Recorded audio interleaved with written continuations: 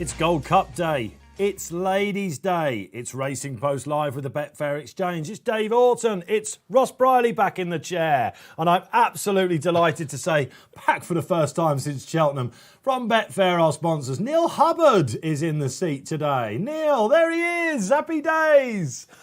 Hey, Neil, nice to be here, Dave. Really nice to have you back. You'll remember if you watched the opening debut of Racing Post Live that Neil sat with me for all days at the Cheltenham Festival. By the end of it, we've become great pals. The viewers loved you as well. You're taking over from Barry Orr.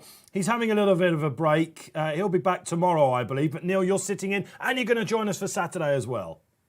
Yeah, Barry's very kindly played the lead-off role. So he's done Tuesday, Wednesday. I'm in today. Barry's back tomorrow. And then I'll round things up on Saturday. Happy days. Yeah, the viewers really became attached to Neil, so I'm sure that'll be the case again. Don't forget to get your questions in here. Hashtag RP Live. You can do so on YouTube or our Facebook channels as well. Been delighted with the numbers and the feedback so far this week. It's all about having a bit of fun, Ross, isn't it? Ross, let me see if I can get this right now. Comedian, columnist, punter. Yeah, the order changes every time. Does it? It probably does. But it changes in my life on a daily basis, so that's perfectly understandable. Great to be back. Like I said, this is I'm seeing so much. You know, you're my new family now, Dave. It really is. What a terrifying prospect. It's wonderful. It's. I mean, you know, I love my mum and dad, but I'm really starting to get a special place in my heart for you, Dave. I will take it. I will take it. We'll not quite replicate it, but I will take it. No, I'm joking. What are you going to teach me? Well, I think that's the thing about this show, isn't it? We learn so much as we're going. It was actually genuinely your first time out of. Well, you're from Leeds area, aren't you? Yeah. And you made the train all the way down, and you certainly London. You know when you came down for Cheltenham, bustle, just before lockdown. Complete contrast. Yeah, it's bizarre. I mean, like I said, if it wasn't for the fact that the whole world was collapsing around us, I'd be all for it. There was 4 people in my train carriage. I had privacy. I had space. I could, stretch my legs out. I've been wandering. Tip-top socialism. Yeah. Okay. Yeah. Absolutely. So, but it's lovely. Yeah, it's lovely to be back, and like I said, nice to see Neil again as well, and nice to see that he's come dressed as a customer representative for a bank today. So really nice, nice shot. He looks like he's about to try and sell us a package holiday that no one wants, doesn't he? No, not quite at the same level as Barry's top hat and tails, sadly. No. I feel like you're going to ask for my account number and mother's maiden name in a second, Neil. Hey, this is just a bit smarter than I have looked for the last 4 months or so I'm just grateful for this, really. Tell us about that, Neil. Yeah, I mean, look, okay, no top hat and tails. Come on, it's the big hitter that is Barry. But you have had a... Yeah, I've had a shave, Woo! which is first shave since Cheltenham. So I was looking a bit like Tom Hanks off of Castaway, but I haven't quite got to the top hat and tails look, but, small steps and all that. I thought he was, when you said you've had I thought he was going to say baby, and then shave came, and it was a real drop down. And Definitely no babies. No. Let me say, Tom Hanks and Castaway would be a flattering. You can imagine Neil would probably look like something out of Life as Brian or something, wouldn't he, or something like that. Absolutely brilliant. Listen, we've had a bit of banter. That's what we're going to be doing all through the afternoon. We've had a race at Royal Ascot. The rain has arrived. The story of Wednesday, of course, the rain never came. And we've had one race down. Before we talk about the big white hope for everyone, all the punters out there in the Gold Cup, just tell us a little bit about the first race, Ross. What happened, and give us a time and what you think of the ground. Ross is all big into his speed figures. Yeah, it was. I mean, the first thing first, it was a classic Ascot round track, soft ground kind of race. In that they didn't seem to go a mad gallop, but then the pace collapsed out in front. The front two came down the centre of the track and came widest of all. Highland Chief, who was third in last year's Cheshire, behind Pinatubo and Lope Fernandez, went off 20-1, and won for Paul and Oliver Cole, who. We said there was a bit in the Racing Post today about maybe Simon and Ed Crisford being the first joint trainer partnership to win a Royal Ascot race. Not anymore. It's already been done. Gobs them. Yeah. The Coles are in. Yes. Well, absolutely. Okay. Well, but that's good to see. Yeah, Highland Chief beat Tritonic, Global Storm nipped down the inside, but the time was 2 minutes 11.2, so slow by 7.2 on in terms of standard times. We're talking soft ground. I think so. Yeah. I mean, definitely, good to soft in places at the very least, but it doesn't look it certainly looks on the times like it's going to be a bit of a test today for sure. Yeah, first couple of races on the round course, obviously, and we'll be getting to the Wolverton at 1:50. That's our first race here on Racing Post Live.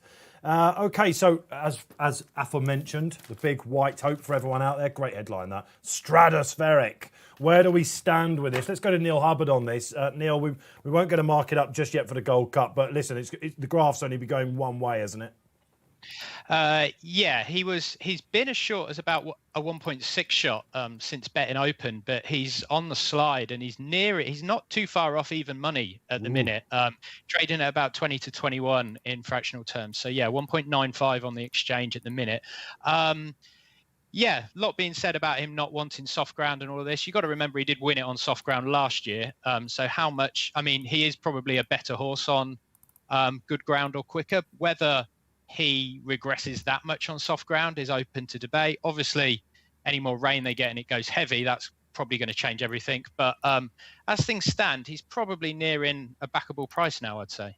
It brings the others into play. I think we can say that, don't we? But absolutely, his form on soft ground is as good as anything. I was talking to Paul Keeley, who was in the studio doing a show with me earlier, and we were talking about John Gosden's comments in the members section, which brings me to remind you of our offer.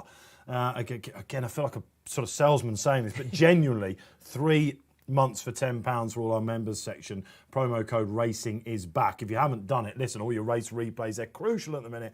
You can get all your analysis from the top guys that we use, the tipsters, the spotlights, they're all there. You can get all that from the next day's paper from pretty much 6 p.m. the previous night. Do take advantage. Going back to what John Gosden was saying, Ross, he said basically, you know, in the coronation behind Agaeth on his return just recently at the Guineas meeting, rattling fast ground, tail win behind them. But he is technically the second record course holder, if you like, of the Mile 4. He was inside that record as well. This is a horse with a serious turn of foot. He's a weapon, isn't he, on fast ground? John said I'd be extremely confident if the ground was fast. However, if it does turn soft, which it has, we're pretty sure of that, I'd be very glad he had a run into him. Yeah, admittedly, I mean, that like you said, that run into him was fantastic. It was a blinding run. In terms of speed figures, I've got that as his second highest speed figure ever for me. There you go. So that is pretty phenomenal, really. Yeah. At one point, he actually looked like he might go and beat Gayath. He came there, essentially, came into the race a couple of furlongs from home, still travelling very smoothly for a stayer. So he's got a real touch of class about him. I mean, He's run on genuine soft ground 3 times and he's won twice, so you can hardly say he doesn't handle it. Yeah. But again, those two wins were, in terms of figures and performances, were below his best. So he is a much better horse on fast ground. And I guess the problem for him this year is his main rival has had things go his way with the rain. So it weakens Stradivarius' chances slightly, and it also enhances Technician's chances. So that, in the very least, makes it, hopefully, at least a good old slog between the two, and it's no 2-horse race either. No, let's hope your appetites have been whetted for the blue riband of the week, the Gold Cup. That comes up at 3:35. We're 10 minutes away from our first race, or roughly that, here on RP Live. Don't forget, get your social comments in on social media. We absolutely love to get that. We'll give you as big a shout out as possible. I was having a little look down some of the comments of what I've seen on Facebook so far on YouTube. Lots of you facing off about what your selections so far. Plenty coming up in this Wolverton, actually. So shall we switch our attentions to the 150, the Wolverton handicap? Let's go straight for a market update. And as if by magic on screen, here it comes.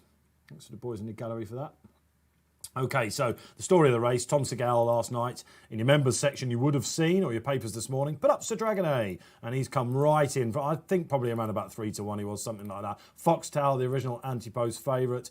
He's now held his position quite well, actually, and it looks like it's a 2-horse race at this point, according to the market. Regal Reality, with the highest official rating of 119, has been gelded. Money for King Ottakar, Neil, by the looks of it, with the ground having turned. Yeah. King Ottakar is actually going to be my selection in the race. He was trading at around 20s last night, and even as big as 16.5 this morning. Foxtel's been the one at the top of the market for the money because he was around 5.5 this morning, so he's been nipped in a little bit. But yeah, King Ottakar is my selection in this race. So if we want to get a back bet placed on him, let's do it. That would be great, Ross. Yeah, I'm actually quite a big fan of this horse. I wasn't too put off by his performance at Haydock on his seasonal debut. And if you look at that, that was behind Lord North. He was beaten around 9 lengths. And based on what Lord North did yesterday, that probably doesn't look that bad a run now. He actually ran third behind Sangarius at this meeting last year on soft ground as well. So I think conditions have potentially come in his favour a little bit. So, yeah, we're going to place a back bet on him there at 10.5 or 11, whatever he is now. So that's around the 10-1 mark. So, Ross, yeah, if we could put in a £50 win bet on King Ottica there.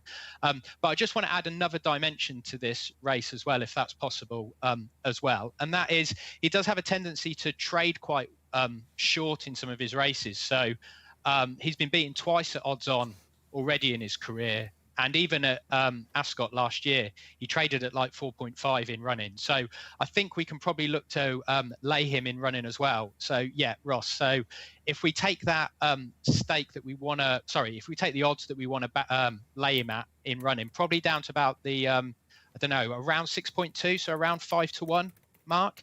And then we'll look to lay him for about £75. So we'll take a backer stake of £75 there. So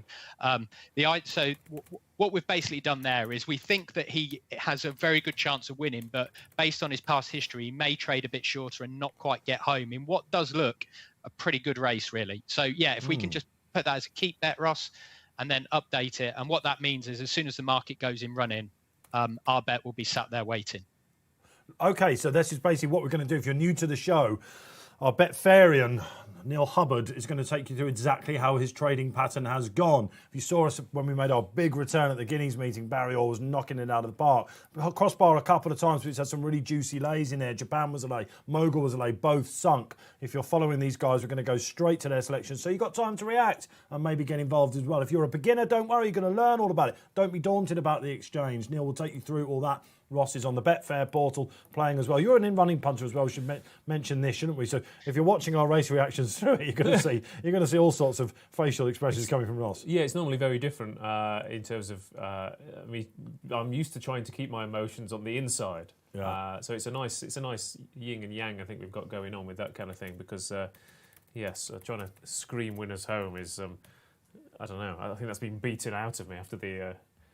After how long I've been doing this, so you've got to keep it on the inside. But yeah, I know, fair enough. But so we've got, like I said, you put the King Ottica bet back in. But yeah, I think it's a fascinating race, and like I said, from an angle of tactics as well, trying to work out where horses are going to come. Again, we were saying wide draws are going to be a big thing as well. We've on both on the straight course and we've already seen on the round course this afternoon. Yeah. Traditionally, this is actually a race, the Wolverton, where you want to be low. However, Adabe on soft ground last year, or softer ground last year, he came right slingshot from stall 12, I seem to remember. Historically, if you have been on a mile 2 at Ascot on the round course, Huckham, for example, yesterday for Jim Crowley had a lovely draw. I thought he might meet a bit of trouble in the King George V handicap. But however, the higher up in distance you go, for whatever reason, being wide has seen you come off and certainly last year at the meeting, if you remember, Circus Maximus, King and Comedy, races like that, Dashing Willoughby as well in the Queen's Vase, all up the middle. They don't want to know that far out. Yeah, the winner was drawn 16 in the first race, but then like the second, third and fourth and fifth and sixth were all single-figure draws. So they did a mixed bag from that. Yeah, I think in terms of race position, they definitely tried Tonic in particular tracked Highland Chief, and it was a really good ride to come down the centre of the track. And I noticed the front runner went odds on, the Haggis horse, and then as soon as it hung over to the rail, it stopped like it had been shot. So it was really, that made a big difference. In terms of soft ground, you're saying about draws over this trip, the last 10 years of this race, on soft or good to soft, the draws have been 12, 5, 8 and 15. And the 8 was a 13-runner race. So not something you're worried about. Yeah, and the... Sir Isaac Newton, who drawn in 5 a couple of years ago, and he came from down the middle of the track as well. So I think we're. Oh no, you're right. You do want to be. The softer the ground, the more exaggerated it is. Isn't it? Okay, fine. All right. Well, listen. Before we go into our tips as well, me and Ross will be putting one up. We'll all be going against each other in here, or maybe even agreeing. Let's see what Paul Keeley thinks of the opener. The 3 very obvious horses in the second race, and that is Sir Dragonet, who was 5th in the Derby last year, Fox Tal, who was 4th in the Champion Stakes, and Regal Reality, who wasn't far behind Enable in last year's Eclipse. They've all got their chances, but they've all got minor negatives. Sir Dragonet hasn't been the same horse since the Derby. Fox Tal's obviously had a lot of problems in his life because he hasn't run that much. And Regal Reality is a bit of a nutcase, to be honest. He can sometimes be very moody on the way to the start and down at the start. He might be okay because there's no crowd, but the one I like most as an each-way price is Mountain Angel for Roger Varian. He's a horse that likes easy ground. He goes really well fresh. He won first time out in 2018. He won first and second time out in 2019. 2 very good handicaps at Epsom. Then he turned up in this race last year. He finished 5th, having got an awful passage. He got bumped very early on and later on and stayed on strongly to finish 5th. He then got placed in a couple of soft ground group races in France, so he does handle conditions, and I think if he gets a smooth run, he will be on the premises. Racing Post top tips to them. Paul Keeley plumping for Mountain Angel. Good case as well. Now, Keels was a little bit sombre this morning because he was 0 from 14. I can tell you it's now 0 from 15 because acquitted. Well, he ran awfully in the first, actually. He just didn't operate whatsoever. So he's bidding to come back. He's got some really strong fancies on the car, but I was having to gee him up a little bit. Did you notice there as we're going on, he's got a little crown on his head, hasn't he? I mean, that could well be deposed if he goes 0 from 20 today. But bearing in mind, there's how many? There's 22 races, 21 races left. Yeah, exactly. You've just got to dig deep, haven't you? But I think it's the worst start he'd ever had. Let us know how your punting's gone through the week. Are you up? Or are you sunk? Listen, it's all about the marathon, not the sprint. We're standing pretty much on the halfway line now, and do gamble responsibly. Just have some fun with it. We're lifting the spirits this week. Delighted just to be back on racing at Royal Ascot, even though it's not as we know. I've been seeing loads of, in the media, lots of people dressing up, of course, throughout the week. They've been covering it really well. On the front page of tabloids, we've had Frankie Dettori's winner, Frankly Darling, for example. That was always likely to make it. It's been great coverage for racing, isn't it? And I imagine today, Ladies' Day, is the one which will be sorely missed. That's the one where people try and, sold out first always. Ladies' Day, for example. I was there, lucky enough to be in a box last year. It was incredible with Frankie getting all those winners as well. Let's see how we get on there. But listen, we're much missed at the track, but we are here. It's all about the horses and we're having fun. Let's give our selections then. I'm on Foxtel, just to let you know that. I know that the boarding team really fancied this. They were happy with a bit of rain. They're very happy. I think the rain didn't come yesterday because it always looked like it was coming Thursday and Friday. He's got a low draw. Sylvester de Sousa desperately needs a winner, but this is the one that he really fancies, I think. You've had to hit in the last 2 years a Racing Post rating of 120, which is pretty decent performance indeed in the last couple of years. This is a slightly weaker race, but there are 3 horses in there capable of doing it. He's definitely one of them. Ross? Yeah, my worry for him was that, I said, de Sousa, I just don't think he doesn't ride Ascot that well. I'm not sure it suits his style. Your confident late come-in jockeys like your Jim Crowley are really relishing this week. So Sylvester de Sousa is almost a bit too proactive, I think, for Ascot sometimes. Yes, okay. Yeah, I'm not going to throw that out of court, absolutely. But what's your selection? I tried every angle I possibly could to take on Sir Dragonet. Oh, no. I couldn't find one. I could not find one. You and everyone else. It's ridiculous, man. I mean, he's a thinker. He's clearly got a few ideas about the game, but he loves the conditions. In theory, 9 hopefully should be a fair enough draw for him to switch out. He was being odds on last time out behind Numerian, but that form is fantastic. I mean, Numerian ran an absolute screamer next time out behind Leo de Fiore in a group race at the Curragh. Right. Natterjack Cave came out and won next time out, recording a career best. Even the John Joseph Murphy horse down the field came out and ran a huge race next time out, improving his RPR by at least half a stone. So I think that form was really good. So is this a jump off and jump back on the horse type vibe? It was a one because he won last year first time out. I was covering that meeting elsewhere, and he was the only horse to come down that part. It was a huge draw bias at Tipperary and he was the only horse on the entire card to win from the back and win down the centre of the track. And I thought, crikey, this is some animal. Then you go to Chester and you think, we've got a superstar on our hands. Clearly, it's not worked out that way. But this is a listed race, and he's been running in some really hot contests. Oh, listen, but I just think he's a massive thinker. He probably should have won the Derby. He is a thinker, yeah. And as Keeley said, the horse just hasn't been the same since. I know he's got his ground. I know they're hoping for a really strong day, Team Ballydor, but at 2-1, maybe even under now, that's gone. They're just ambling down behind the stalls. I'm going to take the commentaries today. I'll be throwing to Ross and Neil to see exactly who they'd like to be on as the race is progressing. I know a lot of you are going in running, so it'll be a very interesting angle there. Neil, a quick word on Sir Dragonet?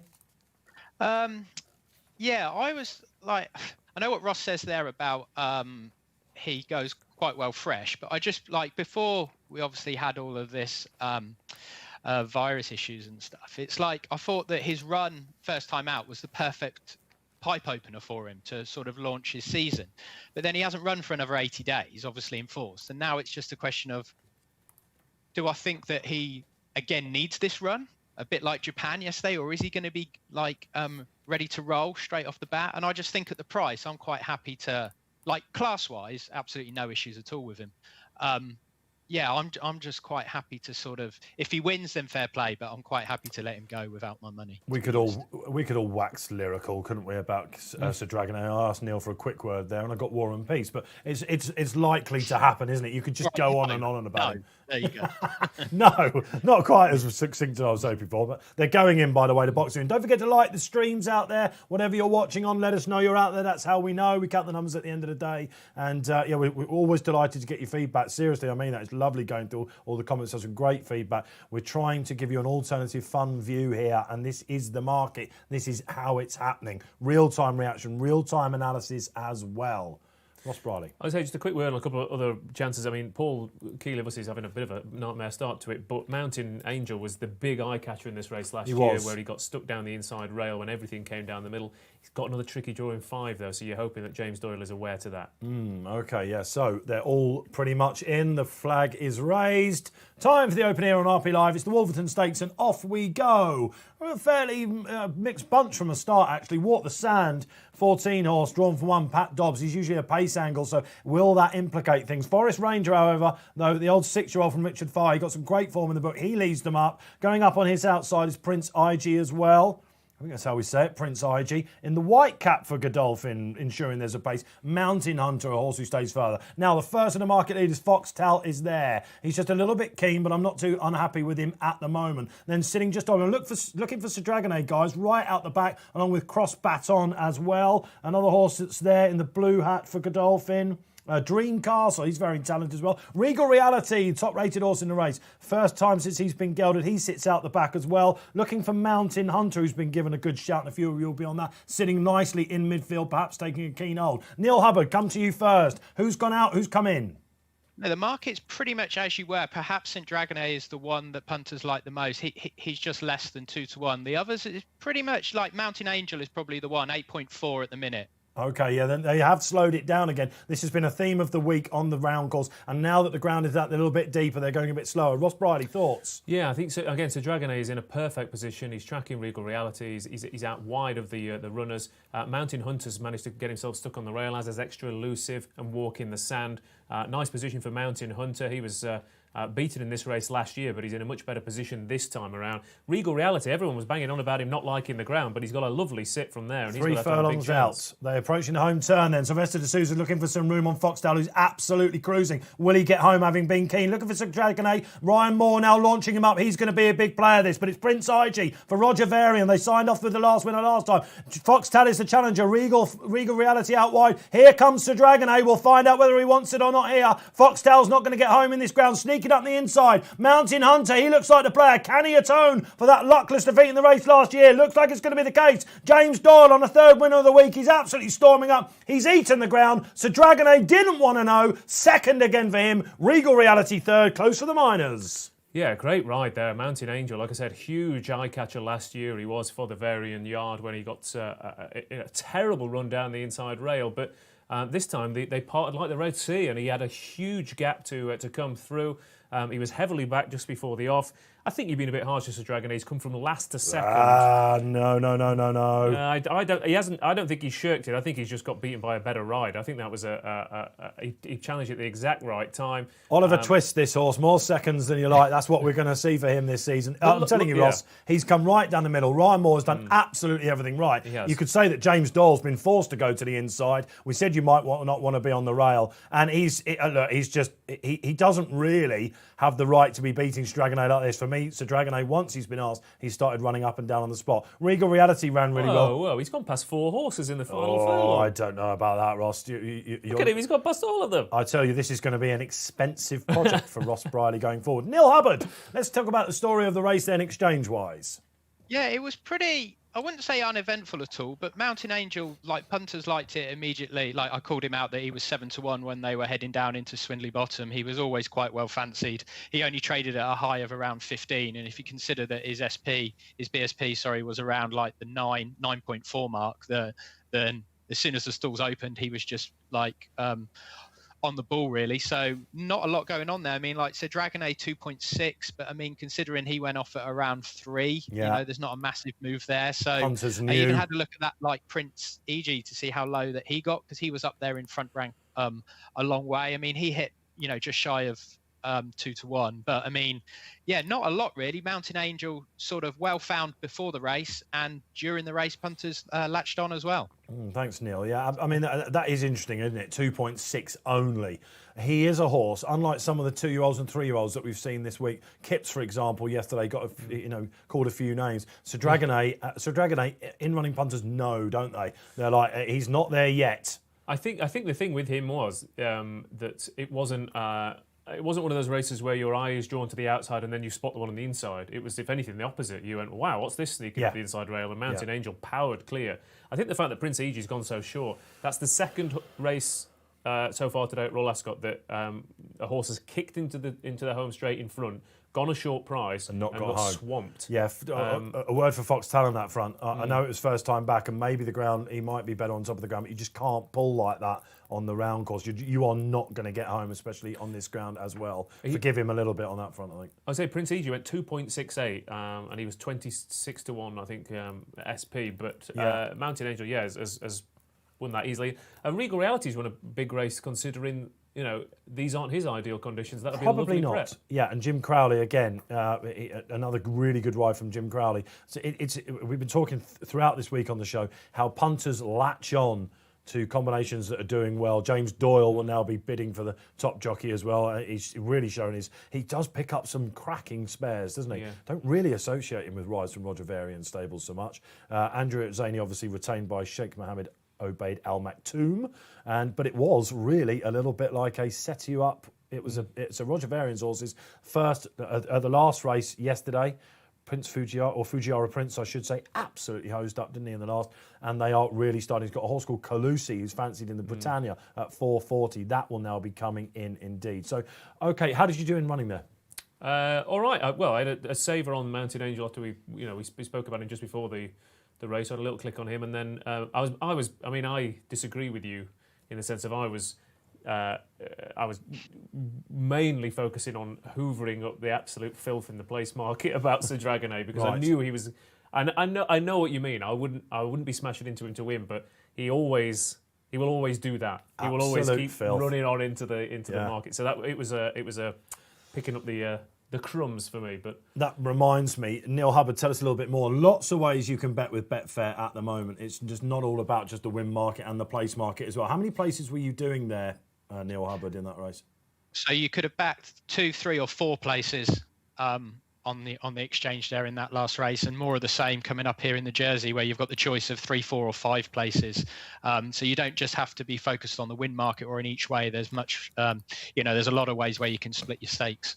I didn't pick up King Ottakar there much, Neil. Was it? No, he sort of like missed the break and got shuffled back, and he was just always behind from an early stage. Yeah. So it was just one of those ones to write off, really. I felt like conditions and everything were fine for him, but you know what it's like if you just miss the break, then. Yeah, sure. Especially on the round course, soft ground, it's going to be very, very difficult to make that up. However, on the evidence so far that we've seen, a midfield sit is probably ideal, isn't it?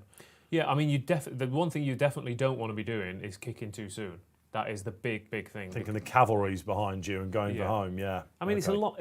We saw with Frankly Darley on Tuesday that, on faster ground, off a modest pace, and you've got a horse with a turn of foot like she has, then you can really take advantage of and a sounder surface, wasn't it, as well? So I think that's the key. Yeah, that's the key. A kind of surface as well. Okay, so look, we're one race down here on Racing Post Live. So hope you're enjoying yourselves. And Roger Varian is having an absolute time of it, as is James Doyle as well. Let us know what your selections are, your thoughts are. How did you get on in the Wolverton? Myself, Dave Orton, Ross Brierley, and Neil Hubbard from Betfair, taking you through right all the way to the last race. We should maybe talk about the card a little bit. Yesterday was described by some really good judges as being an extremely daunting card. 2 Hunt Cups, for example, and a big 3-year-old handicap as well. Bit more gettable for you today, Neil? Neil, sorry, I'm looking at the wrong person there. Neil. No, I don't like today at all, I'm afraid. Inspiring confidence, Neil. Yeah, there was like I went through it all Tuesday, Wednesday, and it all seemed fine. I mean, you've had a lot of rain come down now, and that may have changed things a little bit. Some horses are on the walk in the market, so it's a bit, I think it's a difficult card to sort of get a handle on for me. Like really good, but it doesn't make it any easier, certainly. Scarily for me, it looks a bit gettable. Foxtail's disappointed me there, but there are genuine reasons for that, I think.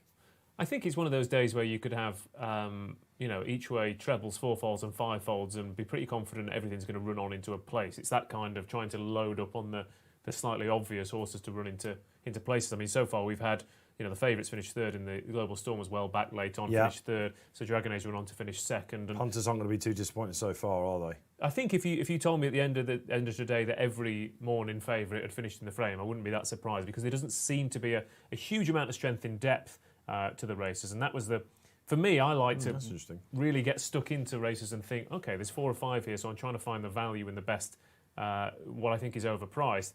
A lot of the races today, I looked through them and thought, yeah, that's about right, and that was pretty much my thought for the most of the day. But some cracking races and some fascinating horses. I think the key thing for me today was I'm hoping that, for me, every race seemed to have 2 or 3 kind of standouts, and from a form perspective, I want to see those battling it out. We're talking about the Britannia.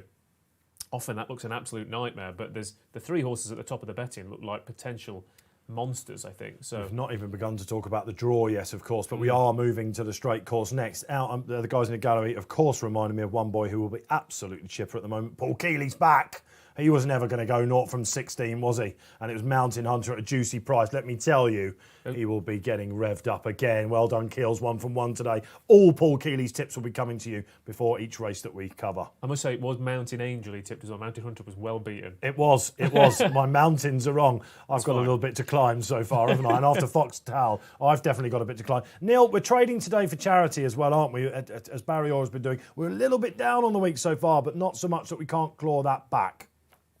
No, I think as Ross was saying, there's still 20 odd races to go, so we don't want to get too downbeat just yet. There's plenty of opportunities for us to claw something back. Absolutely, quite right. So a reminder, Racing Post Live, #RP Live. We'll shout out whatever you've got coming, as long as it's clean, of course. And let us know exactly how you're getting on. It's a marathon, not a sprint. Gamble responsibly. That's where we're coming from here. Shall we move on to the Jersey Stakes, the 225? Loads to talk about in this. Not necessarily at the back of the queue, the draw either, is it, after this week? How have you sat? I was with you on Tuesday and we were saying, it's all high, stand side in the home straight, the cavalry charges that we've had. That has been borne out, hasn't it? Even in the Hunt Cup yesterday, even though low draws figured, it's because jockeys switched right over. If the jockeys think they're a bias, there is a draw bias. Yeah. Those low have struggled, haven't they? Yeah, I think that's the thing. I mean, the high draws are a positive anyway, but also, it becomes a self-fulfilling prophecy after a while, doesn't it? That jockeys are switching over to here, and even if the far rail, I mean, based on what Mountain Angel just did there, it's maybe not the worst thing, but you need 10 or 12 jockeys to make that executive decision and to split into 2 big groups. And given as the rain starts to get into the ground, you might have a few who really do, have a bit of a splinter cell over to that other side. So it's worth noting, but even last year when the rain softened, we're talking about Final Song, for example. She was third to Raffle Prize in the... was it 1,000? In the Queen Mary? Yeah, it was. Queen Mary, but she was well fancy for that last year, the 5 furlong. Fillies race was now on the Saturday this year. And even that day, it was soft ground that day and they all came down this near side rail as well. So it's, regardless of the ground, I think this near side rail is favoured. But it will be interesting to see if you get a large group of jockeys try and, really take a different view of things. It might put the cat amongst the pigeons, but I still want to be down this near side. Well, I don't know as well. That those that are drawn on the far side are obviously then going to also be running on the strip of ground for those horses that are coming on the round course as well. So it may even churn that up a little bit more over that far side, which may accentuate the need to come to the near side. So as Ross was saying, it becomes sort of a self-fulfilling prophecy, but the conditions may also dictate that you want to be come in like middle to near side anyway, just to try and get on some better ground. A self-fulfilling prophecy. There's a line I didn't think I was going to hear today. Neil Hubbard back in the chair. Let's talk about the time from the second then. 2 minutes 11.90, so that's slow by 7.90. Oh yeah, the rain's got in, hasn't it? Yeah, that was slower than the first race. So, you know, we were looking back at some soft ground times. For example, when the Wolverton was a handicap, Gatewood won it on genuine soft ground, and that was 3 seconds quicker than what it is now. I mean, that was quite a few years ago, and Ascot's a fairly different track these days. But you can't say, we were thinking we might be classier horses in the Wolverton, so the time might be a bit quicker, but it's actually gone the other way. So it's slow ground now. And Neil, how do you think that the draw will go in the big straight track races now for the rest of the week? I mean, Saturday looks like it's going to dry up a little bit, but the rain will have sat in. If anything, could get tacky there. Have you seen the bias, and when you see it rain, do you think this could be now the day that swings it on its head, or? I think a lot of these jockeys are creatures of habit, and they know that near side is the place to be. And until you perhaps get a jockey who's bold enough to stay out there by themselves, I don't know. I think if you're drawn, like if you're drawn 1 or 2 or something like that, then you might as well stay out there and take your chance. But I mean, if you're drawn anything sort of 10 or higher, then you're just going to make a beeline for this near side, I think. Yeah, that's interesting. Okay, so we've got 13 runners coming up in the Jersey, 225, 7 furlong Group 3, one of the very established races at the track. You often see horses from a Guineas dropping back in trip. We've got a couple from some foreign Guineas are doing that. One from our 1,000 Guineas final song, as aforementioned by Ross. It's a really, really interesting race. And King Leonidas, a horse that's not been tested in group company yet, but does represent extremely powerful connections, was leading the market. Let's have a little look and see if he still is. Now, this was definitely a move earlier on, Neil. Yeah, and now he's really solid at the top of the market. He has been matched at a high of around 5, so around the 4-1 mark, but he's just really solid now at around the 3.8, 3.85 mark. Celestin, who ran in the French Guineas, is next in at 5.1. Been a bit of money for him, probably because of his heavy soft ground form from over in France. And then Monarch of Egypt has been pretty well backed. He was around the 8.0 mark earlier in the week, and he's into 5.8. The one that is really friendless is Malatham, who looked really progressive last year, but obviously then didn't run very well on his final start at Newmarket. And trainer thought there, did he not handle the undulations, or was it the soft ground? Well, the market is probably saying the undulations weren't the problem, it was the soft ground. Yeah, I think the rain is a bit of a worry for him. If you read in your members section, Roger Varian said there was even talk of maybe pulling him out, but it's the first race on the straight track, so perhaps because the more the runners run today, the tracks will get slower. Let's have a little look at where you're playing them. Where's the charity money going, Neil? Monarch of Egypt for me. He was a pretty decent 2-year-old, bumped into Siskin a few times, and that form's looking even better now. Made his seasonal debut the other week in the Irish Guineas in what was, as we all know, a really rough race. Yeah, I know. I quite fancy him to go well here, but I'm going to play it in the win and place market because I do think that this is probably a pretty hot race with the French Guineas form and the unexposed King Leonidas at the top. So I'd sooner have more of my place money on my side than the win money. But yeah, so if we take a bank, say, of £50, let's have £10 on the win of Monarch of Egypt there at 5.8, and we'll head across to the 4 places market, and we'll have the remaining 40 quid on Monarch of Egypt there. So what I've basically done there is place an each way bet, but owing to the flexibility of the exchange, I've actually weighted it ever so more slightly in my place in favour of the place money, which you can't always do, obviously, if you're just placing a standard each way bet. So Monarch of Egypt, win and place for me. Lovely. I'm all over him as well, Neil. We'll get to that. Let's have a social comment first. Coming up on the screen, who have we got? Down the man, 1, 2, 3, 4, 5. I think King Leonidas is a future star. Hopefully my nap of the day can win the next. Okay, so before we go to me and Ross, or Ross and I should say, shall we see what Paul Keeley, 1 from 1 so far, he's back in the game. What does he think of the Jersey Stakes? John Gosden and Frankie Dettori are responsible for the favourite here in King Leonidas. He's unbeaten in 2, but he has a lot to find on the form at the moment, and while he might be good, there are horses with classic form in here. One of those is the French-trained Celestin, who ran in the French 2,000 Guineas, and he pulled really, really hard for the first half a mile and still managed to get within 2.5 lengths of Victor Ludorum, who's a very, very good horse, now a dual Group 1 winner. I think Celestin will love dropping down to 7 furlongs in a big field where he'll be able to settle. He's got heavy ground form in France. The conditions will not bother him at all. And I think he's very much the one to beat. The danger is almost certainly Monarch of Egypt, who was an eye catcher, went 7th in the Irish 2,000 guineas. But it's Celestin for me and a winner for France.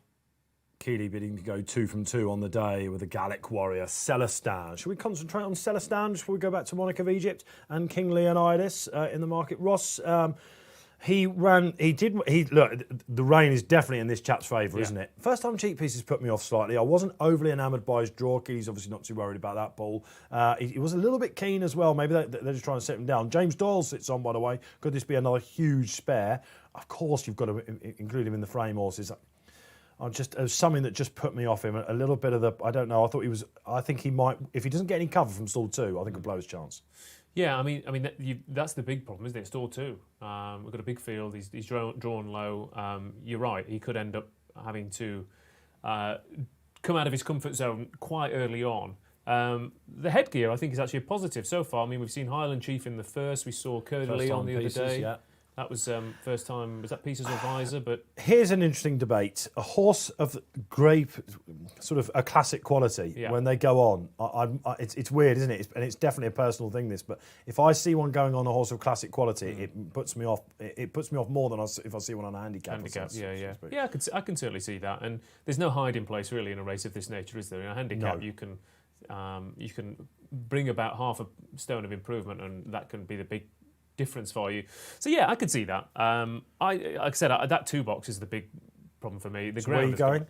I think Final Song. I mean, we were just talking about place markets. She's only ever finished out of the first 4 once in her life, and even then she looked like she was going to go and win the race and kind of faded out late on. But she ran an absolute cracker behind Love. Yes, there's a bit of a pace bias, and she was on the speed. But she just looked like a proper non-stayer. She was on the heels of the leaders coming to the final furlong, and as they came out of the dip, the stamina of the front 3 kicked in, and she faded to finish back in 4th place. But it's a huge run. She got 2 really big runs at the track as well. She was a winner first time out last year, and as we said, she was 3rd to Raffle Prize. And most importantly, she's drawn in that perfect place down this near side rail. And I can tell you that Saïd bin Sarur does definitely think that she wants her final song to be on this soft ground. I remember speaking to him about that once. King Leonidas. Now let's concentrate on the favourite. I watched his videos this morning. First one over 7 furlongs on the rolling mile last year. And he was at it 2 furlongs out. This time, over a mile, he returned. He gave weight to a decent horse of Godolphin's, who's probably going to be very useful at least, I think. And he did look the real deal to me. Slight negatives, I suppose, not being tested in group company. Has John Gosden got the options? This would he, under any normal campaign, would he have liked to maybe give him a trial for something to test how good he is? We don't really know how good he is. The market is suggesting he's very good, and he thinks he'll be all right on soft ground. I just think the step back in trip in this calibre of field is enough negative for me to take him on at 11-4. Yeah, I mean, he's one of those. You can, of course, he's a very talented horse. It's nobody can dispute that. He's 2 from 2. He's looked very impressive when doing it. Again, he's very well drawn. He should handle conditions. And interesting, the most interesting thing is him and Palace Pier, I think, are 2 really interesting, unexposed Gosden runners. Palace Pier, of course, is going to be quite well fancied for the St James's Palace on Saturday. I would have thought quite a lot of people. So connections are going to be hoping, a very similar type here, that he gives a bit of a boost to the Gosden 3-year-olds. And the question for me, I've always had the Jersey down, as you said, as it's almost a consolation race for horses who aren't good enough to be winning Group 1s and Group 2s almost. So, and stuck between the trips slightly. You get the sprinters that try to step up for a Guineas in any normal year, and then they get the option to run over 7. It's still a stiff 7, mind, and especially on this ground as well. Now, with 13 runners, traditionally in a Jersey, they make a sort of arrowhead formation down the centre. But as Neil Hubbard quite rightly says, if the jockeys think that they're drawn high and they want to be there, take Tactician, the Queen's winner, for example, in our first 2-year-old race of the week last year, the Windsor Castle, he stuck to that rail. He was all over it. And the horse, I think, that ran on for 4th came up the rail as well. There definitely was something, maybe even a Golden Highway, on that rail. We're about to find out whether the rain will turn that completely on its head. It would be typical, wouldn't it? But it would be very interesting to see where they go. Pace angle-wise, Neil, did you try and get a pace in? I suppose Lord of the Lodge, Mystery Power, I thought, under Sylvester might be out there, Symbolise for Andrew Balding. Yeah, I mean, this is the one where, or this is the one part of where Celestine might be, like the 2 box might not be a disaster because he's drawn next to Lord of the Lodge. So James Doyle will have Lord of the Lodge next to him. Wherever Lord of the Lodge goes, I imagine he's going to tack on and go with him. So if Lord of the Lodge goes across, he's going to go with him. If he just goes straight forward, then I think he should probably go straight forward because that is where the pace. We always talk about, do you want to be drawn? Like we all think you want to be high. Is that just, and I don't know, is that just because that's where all of the pace has been? I mean, it'd be a massive coincidence if that was the case. I thought you were going to say, is that just because of where all of the winners have come from? Keeping it simple. Simple. He's had a shave and he's not as rusty as we think he is. Don't be fooled by Neil Hubbard, that's for sure. Yeah, no, But okay. that's where the pieces, right? And so that's where Lord of the Lodge is. Can we talk about Lord of the Lodge? Can we talk about Lord of the Lodge, Neil? And also Ropey Guest as well. These are two horses that I thought, at juicier prices, if you like, that might have seen some love out there. Ropey Guest is drawn in one and has run some. I was speaking again to Paul Keeley earlier about this horse. He's the kind of horse that you stick him in a 5-runner novice event and he won't, he'll fluff his lines. Stick him in a big field, he could be running on late. Is there any love for him in the place market or anything like that? Or indeed Lord of the Lodge, who's gone right out in the betting? Yeah, I think Ropey Guest is actually just one of those horses that just runs to the same level of sort of his competition, if you know what I mean. So you put him into a Group 2 or Group 3 and he'll just run 2 or 3 pounds behind the best horses in there. And you throw him into one of those novice races you talk about and he seems to run 2 or 3 pounds behind the best horse in that novice race as well. Predictably, he's a big price in the win market, so 32. And Lord of the Lodge, is 40s in the win market. In terms of the place market, like Ropey Guest is 5 to 1, to be placed, which is probably more in keeping with what you'd expect because he does have a habit of hitting the crossbar quite a bit, doesn't he? Absolutely. So myself and Neil are standing together with Monarch of Egypt. You're going for the filly in the race, final song. It used to be a really good race for fillies, actually. Yeah, I remember Ishvana had a very similar profile, I think, for the Ballydoyle boys a few years ago when she was a bit of a no-hoper in the Guineas and then came here and enjoyed this lesser experience. Rainfall, of course, for Mark Johnston. Rainfall, that's the one I was trying to remember. Yeah, Rainfall for Mark Johnston. She was a good filly and she won third time out at this track. The only horse who had a similar profile to King Leonardus was, who of course, turned out to be pretty damn good, was Aklam, who came here off the back of a maiden win and obviously won this on the way to Group 1 glory and stood success as well. So it can be done. It's just that you have to be. If you're King Leonardus, he's got to be a Group 1 horse to win this with his profile, I think. Listen, he's a beautiful looking horse. Absolutely, you will see that. And they're just ambling around down at the start at the moment. We've got another social comment coming in. Where are we going with this? Dean Horsley going with Paul again on Celestin. Yeah, absolutely. Why not? I was with had David Jennings on a feature show this morning. He's really keen on Monarch of Egypt with me. Dave's having a pretty good week, and he said the only horse that can beat Monarch of Egypt is Celestin as well. The French usually snag a winner or two during the week. It's great to have the international flavour, isn't it? We saw Wes Ward come to the party. Remarkable, isn't it, in these COVID times that he's been able to get over and do it. Yeah, I wonder, it'd be interesting to look back at the end of the week, but whether the scenario we find ourselves might impact those coming over and challenging, because the Wesley Ward horses didn't run particularly well yesterday. Obviously, he normally throws 10 darts and one wins by 10 lengths and the rest of them out the back of the telly, but it can't have been the easiest transition over here. Well, he's got so many owners now in his barn, a lot of European interest in there as well. Barn, as we call them, stable in America, that want the runners. So he's coming no matter, even if there's a global pandemic, Wes will be here, and he's extremely bullish. He trains all his young horses for this meeting. The French horse is interesting because the prize money's not what it is. They can't have their own jockey. So it's interesting that they're coming here. They must really fancy their chances. Well, yeah, and it's an obvious stepping stone, and I guess you're trying to. If you've just been battered by Victor Ludorum, you're probably trying to avoid him, aren't you? And trying to avoid that kind of grade. So this is we're talking about Group 1 horses stepping down in grade. He fits that bill. Fourth in a Group 1 is, him and Final Song bring that identical quality to the table. Monarch of Egypt to an extent as well. He was hoisted by his own petard. There you go.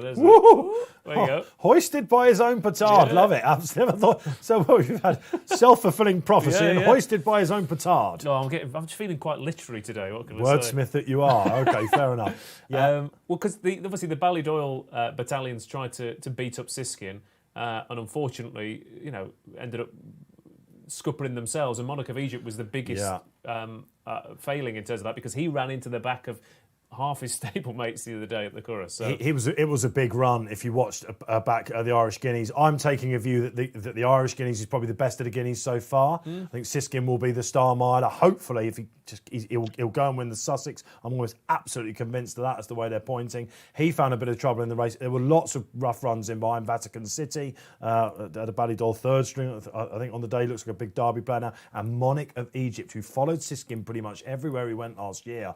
Like Siskin, he's a bit of a freak, Monarch of Egypt, because he's by American Pharaoh.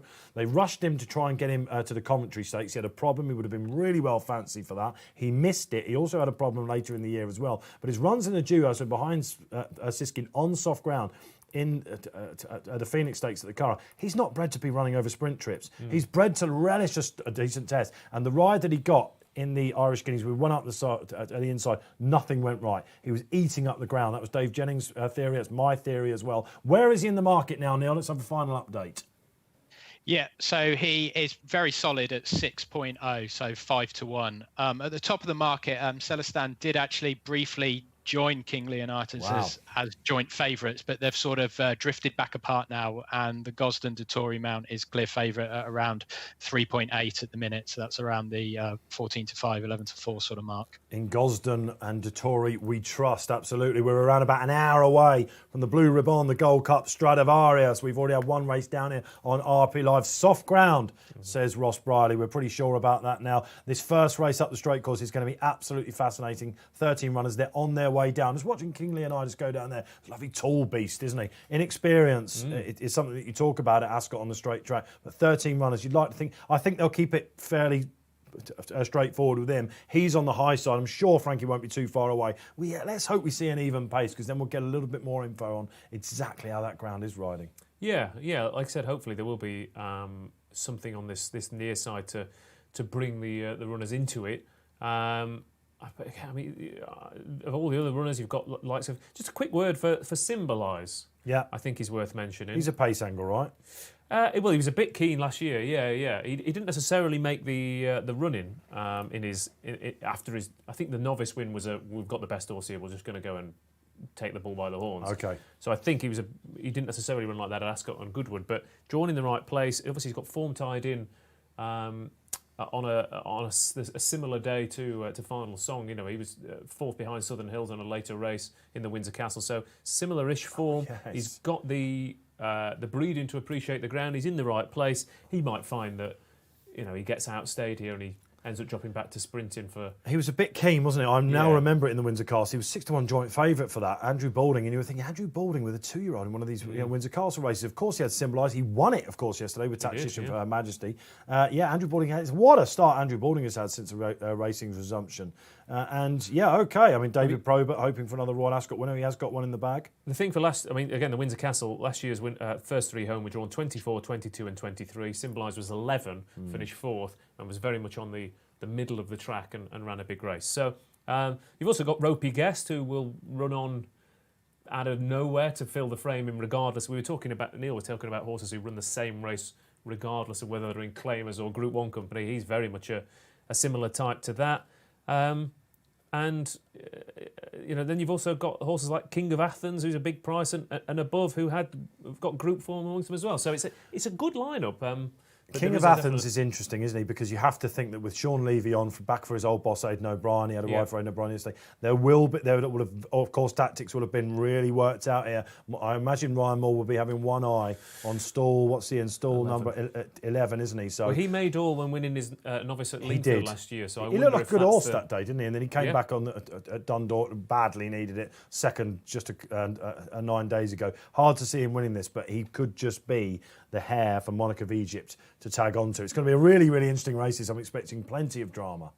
Yeah, if I was charity betting, I think I think it's just over even money for Final Song to finish in the 4. That would be my Can we talk Neil Hubbard into that? That's the question. He's already Barry Orr it's impossible, nearly impossible to sway him. And that's probably why he survived so long in the game. Neil Hubbard, can we have four places? Are we tempted by that for Final Song?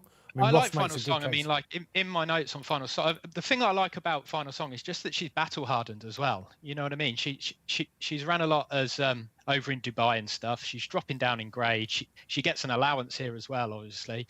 Just a quick update on the market. Celestin is on the drift, and the late money's coming from Monarch of Egypt. He's into 9-2. I'm watching Celestin going down on the screens. We can see him, and actually he looks fine, doesn't he, Ross? There's nothing untoward for a horse that can be headstrong. I was going to say, he must have done something because there's a huge jump out in the graph from about 7-2 to 13-2. Is that right? It was a big, he's out to 6.4 at the minute. Yeah. Okay, so some people deserting Celestin at the moment. Monarch of Egypt, perhaps the late steamer then. But again, he continues to hard industry SP at the moment for King Leonidas. Looks like he's going to go off around about the 9-4 shots. Might go back out to 5-2 if Monarch of Egypt comes in a little bit. Molatham as well. He seems to have hardened up just a place. I was going to say, he's the single figure horse we haven't really spoken about, and I guess the concern for him is the draw again, because last year he looked like he could be a really nice horse. He beat Wichita quite cosily in the end. It was a race that's worked out really well. It was a really messy race, but it has worked out extremely well. Yeah, the tactics were a bit weird, but the actual quality of the runners in the field. And the interesting thing, I think, again, pedigree, Knight of Thunder, his sire, in heavy ground in particular, has a fantastic strike rate. So, when it gets really soft, he does seem to bring out the best in his runners. Yeah, I was a bit surprised that they maybe didn't take a bit of a chance in the Guineas with him, because he was so good last year and the owner didn't have a runner. So then that got me thinking that maybe it must have been the track that made him disappoint at Newmarket on his last run, rather than the soft ground. Yet the market here this morning would probably suggest it was the soft ground and not the track, unless it was a combination, of course. There was a lot of negativity about the ground, I remember that. But I remember covering that Doncaster race for the Post, and the vibes coming from the glowing reports of his homework, which Roger Varian was giving, were borne out on track that day. He just looks like one of those he just looks a little bit speedier than a miler to me. It's just how it works out. But then they are having a great time of it, aren't they, at the moment? And punters again latching onto the Varian-Crowley combination. Well, and Ascot... his really good performance of going Ascot, York, and Doncaster, much kinder surfaces than Newmarket. Again, if you don't handle the rather peculiar, undulations and dips of Newmarket, you can look like a fairly ordinary horse. So this surface, this track will certainly suit him a lot better than Newmarket, I think. But be interesting to see whether he is a horse who is prepped in this race for a crack at other group races in time, because it's still a long old season. Absolutely. I think after July we're going back to pretty much a pattern that we recognise, aren't we? Hopefully that's what we've got, but we're taking what we've got with both hands. And isn't it great to be talking about Royal Ascot? There is actually an interesting one here in the market. Sorry guys, just to jump in. An interesting one here, which is the Ballydoyle second string, which is King of Athens, which has been matched at a high of 130. But you look at his graph, and he was into 40. He's gone out a little bit more now. But when we started previewing this race, he was around the 70 mark. But he's into around 40, 48 now. So there's been a little bit of... there's some people taking a bit of a flyer on him at a price. So they're going into the boxes. Cheers, Neil, for that. That's interesting. I mean, the top SP of this actually was last year. It was Space Traveller for Richard Fahey. At 25 to 1, he beat Space Blues, I think, didn't he, that day?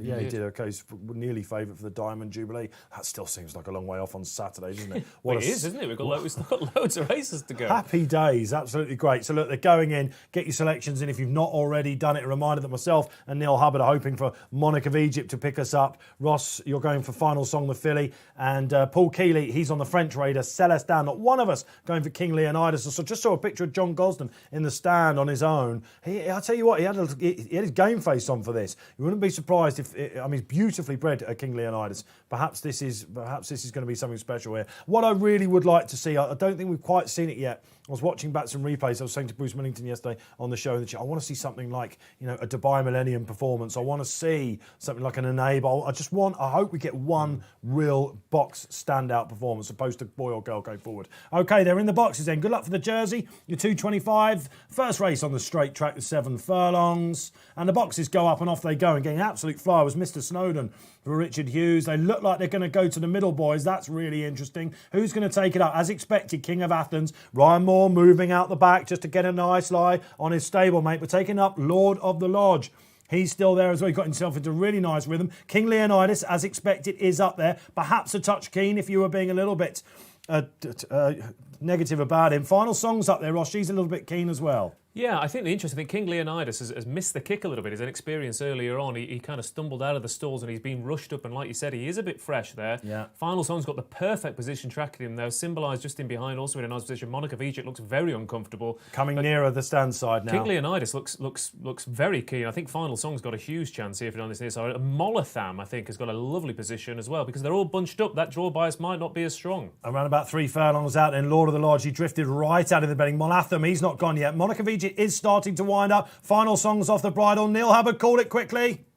Monarch of Egypt. Monarch of Egypt, here he comes. He's switching him Ryan Moore right to the far side. We know he'll finish like a train. Final Song on the near side for Ross Brierley. King Leonidas looks like he's out on his feet. What will he find? Molathams. Here comes Monarch of Egypt. Ryan Moore absolutely steaming home. Come on, Ryan, you've got it in the bag. Molatham and Monarch of Egypt. Who wants it the most? Up the rising finish. Molatham just about seeing it out. Ryan Moore gives Monarch of Egypt one more smack. It's going to be close. Oh, it looks like Molatham's just got there. Over Monarch of Egypt. They drifted right to the other side. Close but no cigar. Roger Varian, take a bow. Absolutely on fire. Absolutely. And again, because they all bunched and came down in a group kind of down the middle to near side, the bias wasn't as strong this time on the straight track, and the two have come down the middle of the track. But Molotham, he's a much bigger, stronger type than Monarch of Egypt, and much like Terrabellum and Circus Maximus the other day, it looked like one horse was going to go on and win the race, and in the end was just outstayed by a bigger, stronger, hardier type. And I was saying that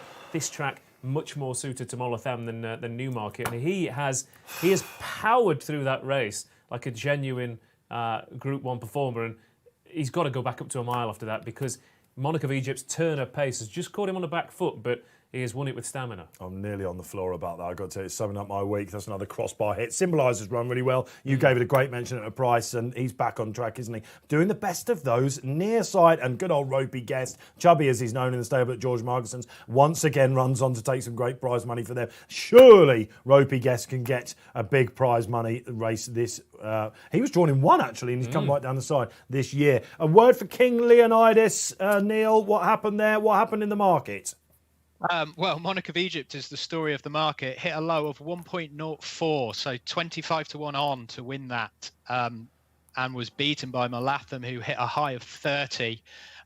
King Leonidas hit 2.74, but his SP was sort of like 3.4, so not massive there, as Ross called out. He sort of missed the break a bit, perhaps travelled then a bit keenly. And Celestin, I mean, we spoke about the drift just beforehand, and he only hit a low of 4.0, so he was never really sighted. But I didn't sight him in the run, I have to say. I didn't really see him much at all. Yeah, but Monarch of Egypt was the call out there, 1.04. To be honest, I didn't think he had any chance. He was so far out the back there, but the field sort of came back to him, and they must have gone quite a good pace there, because they sort of fell into his lap, and he was only gunned down late on.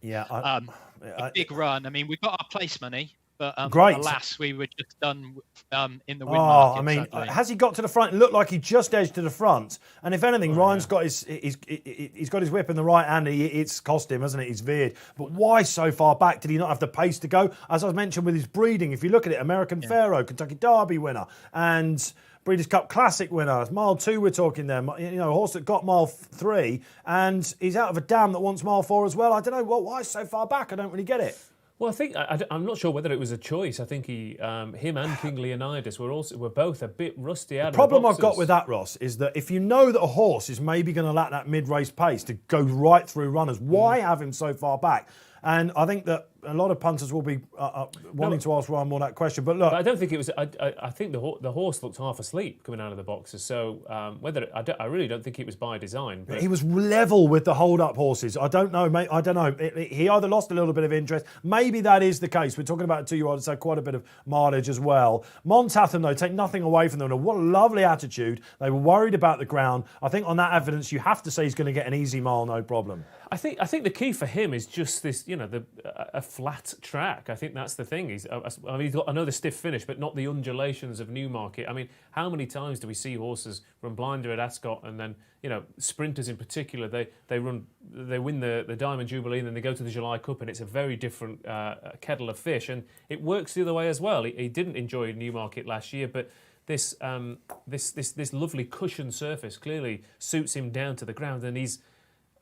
I know Monarch of Egypt is, on the face of it, an unlucky loser, but the winner has powered through that race like the best horse by a mile. I don't know if he's unlucky. I don't know if maybe unfortunate. I think that might be splitting hairs a little bit. But when you're an analysis writer, unlucky is you've got to be pretty sure about it. In your run, absolutely. Kind of I think he's just a little bit unfortunate. He has kind of hung far away. The thing to say, we were talking about the draw before, and the two furthest away from the stand side. Oh, these jockeys! Absolutely, no one wanted to know that stand's rail. Maybe they think the drainage is going to either rail. I don't know. We'll have to see what the comments are saying. You can pick up your comments on the Racing Post website. I forget, in the members section, you're going to get all of that as it's happening. Real-time analysis as we've given it here. Roger Varian, my goodness gracious me, he's won 3 out of the last 4 races at Royal Ascot. Jim Crowley rocketing ahead as leading jockey. Happy days for those guys. Yeah, again, we were saying about, when I was talking about Silvestre de Sousa earlier on, that confident style, that languid kind of, you don't see de Sousa rides travel like Molotham do, where Jim is stood up in the irons looking like beautiful, quiet hands. I give you that kind of style on the track that seems to suit. And Jim Crowley's obviously confidence is sky high, and he's ridden another huge race, even when a lesser jockey might have got beaten there because they were caught by surprise with the Monarch of Egypt pouncing a furlong from home. But huge, another huge ride from him. And he's both Varian and Crowley are having a cracking week. And like I said, there's still loads of races to come and loads of big chances. Another near miss for myself. And Neil Hubbard, what do you think? Just a final word of Monarch of Egypt, because you're really keen on him, Neil. You wanted to back him win and you wanted to back him place. You got your place when he saved the stake back for the charity money. Did he throw that away? I don't know. I mean, I'd need to see it back. I haven't. Unfortunately, I haven't managed to watch the replay back. I don't know.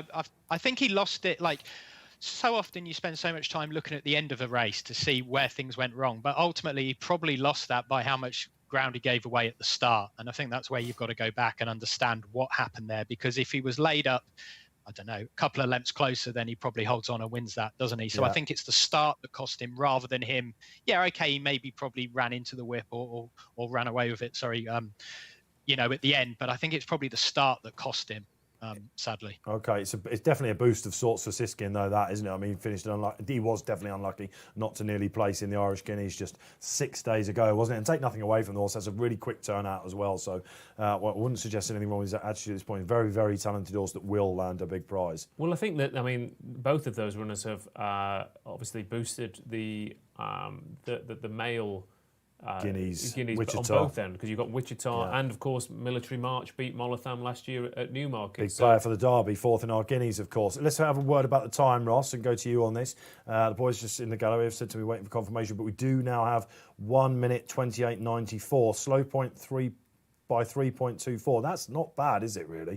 I'm just going to have a look back at the... Considering the rainfall that we've had, I'm not totally disappointed by that. I think, okay, first race on the straight track, but... in terms of a direct comparison, I'm just going to see what the last soft ground jersey we had was Ribchester. Yes, it was. Back in 2016, so I'm just going to see what he did in terms of a... We are talking about a Group 1 horse there, aren't we? So yeah. But the comparisons will be interesting. So look, not all too bad on the straight track, and that bias, has it gone? It may well have done, mightn't it? I mean, we've got the Cheshire coming up. There's only 9 runners going to both over the same course and distance. Obviously, then we go to the Gold Cup as well. And then later on, then we're going to know, aren't we? The Britannia and the Sandringham Cavalry Charges come back into play for you. Ribchester was 128. Where is he? I've lost him now. Don't lose your Ribchester. No, I've lost. God, 128.49 he was. So half a second quicker. But again, nothing wrong with that. It's soft ground, isn't it? It is. But it's not awful, and there's no, a strong drainage track at Ascot. And from what I could see, it looked like the rain had abated slightly. 16 millimetres they had at Ascot. We didn't see any yesterday, but it's come in droves this morning and definitely having an impact on your punting. How are you getting on? Let us know. Myself, Dave Orton here, joined by Ross Brierley and Neil Hubbard from Betfair as well. Neil, how's the return been so far? Yeah, so far so good, I think. We've clawed back a little bit with Monarch of Egypt being placed there, but so close to scooping the lot. But onwards and upwards, I think we've settled down now. Yeah, and there's a hot pot coming up in the next as well to try and give Ryan Moore, to get him back on. So actually, Ryan Moore's had 2 seconds, hasn't he, in the first 2 races so far. He's never far away, but it's easy to criticise Ryan Moore. I know a lot of betting shop punters do it if it's in a betting shop. Bruce Millington said yesterday on the shows, like as usual, people shout at Ryan Moore and go out for a cigarette. But he's just one of those very high-profile, brilliant riders that if he does get something wrong, you're questioning exactly what happened. It'd be fascinating to see what he said in his debrief, wouldn't it? I think he's probably a little bit disappointed with Monarch of Egypt there, I'd imagine, despite the fact it was a monster run. Okay, so the Jersey Stakes has gone. 2 races down on RP Live. We've got 2 days to come, Friday and Saturday. We're with you every day here at Royal Ascot on RP Live. Hope you're enjoying it out there. Let us know. Don't forget to like the stream. Send us your comments. Hashtag RP Live is the moniker. You do that on Facebook or indeed YouTube as well. We read them. Get your questions in for the panellists. Let us know exactly how you're doing. Have you got any big fancies for later in the week? Let us know. We love to hear it. And it's all about the Cheshire Stakes next. The second of the 2-year-old races on the week so far. Topsy-turvy, isn't it? They've had to push it back, so the 2-year-olds can have more time to recover from their prep runs.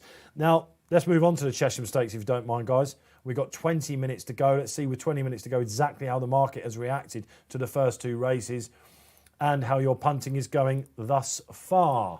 Let's have a look then. Battleground. Ooh, he's absolute bruiser of a 2-year-old, this chap.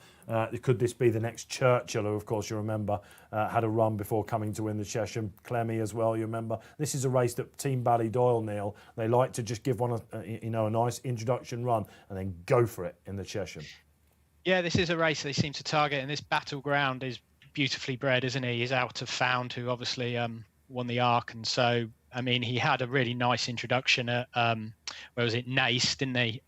Wasn't knocked around, just looks a natural sort of improver, doesn't he? So it seems like the obvious next step for him, really. He's an absolute bruiser. You get if you are a member of the Racing Post, if you're not, why not? There's that offer, 3 months, £10 only. Promo code RACING is back. Go and have a look then at his replays. Never have the replays at the moment been so important. And what looked like a hot maiden on good to firm ground, which they watered on the 8th of June. I think that was when they came back, wasn't it? Of course, the Racing Resumption in Ireland. He really caught the eye. It looked like it's going to be a good maiden, that over the 6 furlongs. Crying out on everything about him. Looks like it's going to be a 7 furlongs. Watch it back. Wayne Lorden was on him that day. Shamie Heffernan rode a horse called Lippy Zanza, who was 4 to 6 on shot, which was turned over by a horse of Jesse Hankins called Lucky Vega. It's going to be a strong race. He is a big eye catcher in that. What's your past history with the Cheshire like? It's a weird race. Some people hate it, but some people clearly. Yes, well, good. Yeah, I like it. Yeah. I love it. Yeah, absolutely. I think probably maybe.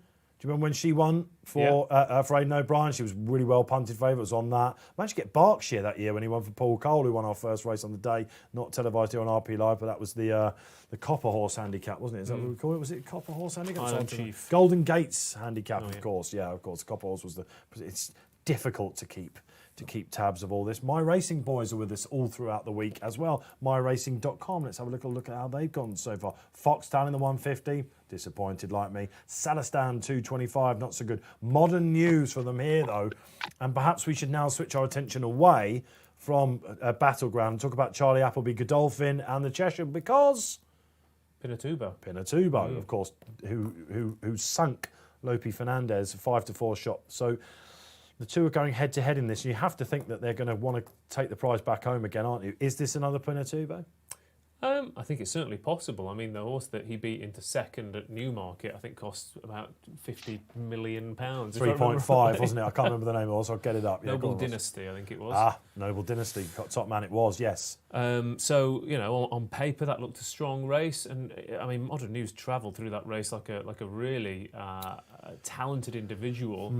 I think it was a nice run. I mean, we've just been saying that Newmarket to Ascot, very different tracks, but some of the best, the best juvenile races every year at Newmarket, and in particular this year, Eye of Heaven, who runs tomorrow, Sacred, those races have looked good, and Modern News, they were the three big juvenile races. They were all run at good, honest gallops, and the speed figures were very, very strong, as you would expect from a juvenile race at HQ. So, huge chance for Modern News. And like you said, the Yard have, as well as Pinatubo, Thayer, they won with a few years ago as well. And, yes. They always have one decent horse in this race, and Modern News, in terms of speed figures, was right up there. So I think he's got a big chance. I think, Battleground, Modern News and Golden Flame, I'd be surprised. I think their runs are better than First Profit and Bright Devil, so I think the market's got it right. But I think we do have three potentially very nice horses. Okay, well, before we go and really dissect the tips, see what Paul Keeley's saying, and for you out there on your social comments, let's have a look at the market one more time and see if that's changed that much in the last 5 minutes we've been talking. Then we can get Neil Hubbard's thoughts on this and where we're going for the charity play. Here we go. It's a Battleground. Yeah, I mean, he's kind of 3-1, Neil, isn't he? Nearly threes. Yeah, he's pretty solid, although a bit on. It's an interesting market because he's sort of on the drift a little bit. He was around 5-2, so around the 3.5 mark like this morning, and so he's drifted out to where he is now.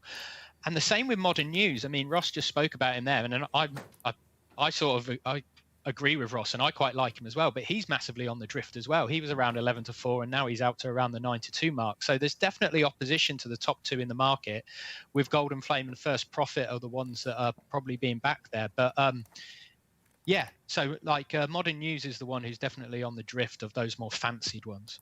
Yeah, Modern News, my worry with him was that he was just up there all the way throughout. It was just all a little bit easier for him than it was Noble Dynasty. The guys at MyRacing.com, they have gone for him. They've had a really good week so far. Do you remember they napped Circus Maximus?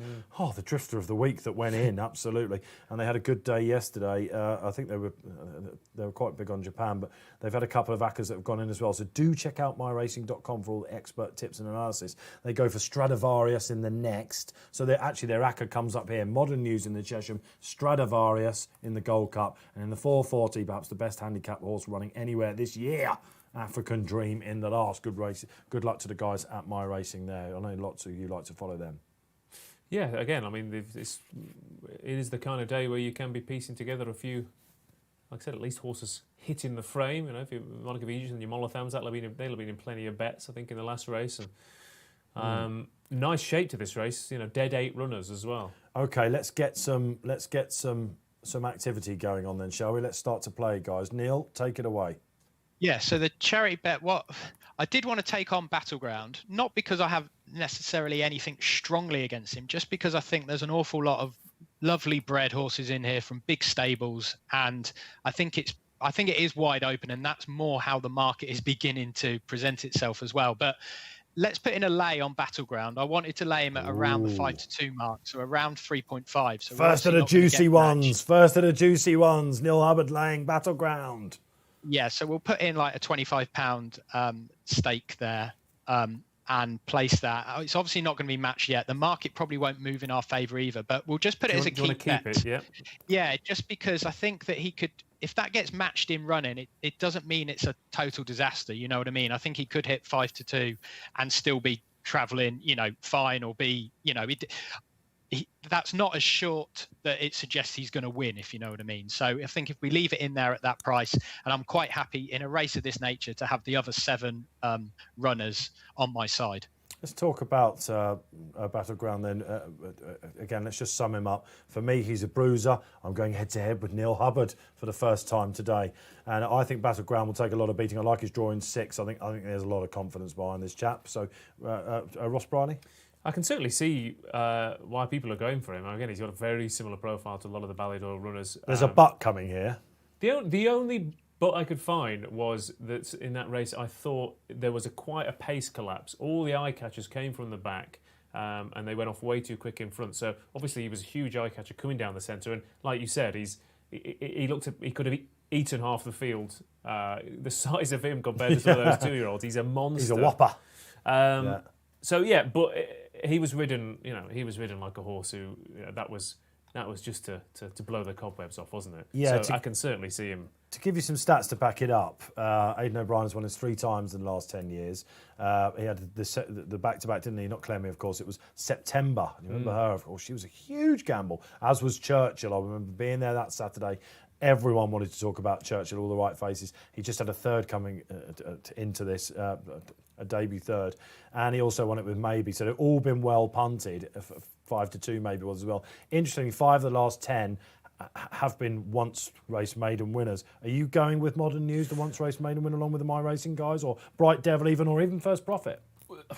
I mean, this morning we asked for selections. Given the prices, I went for Clarendon Cross.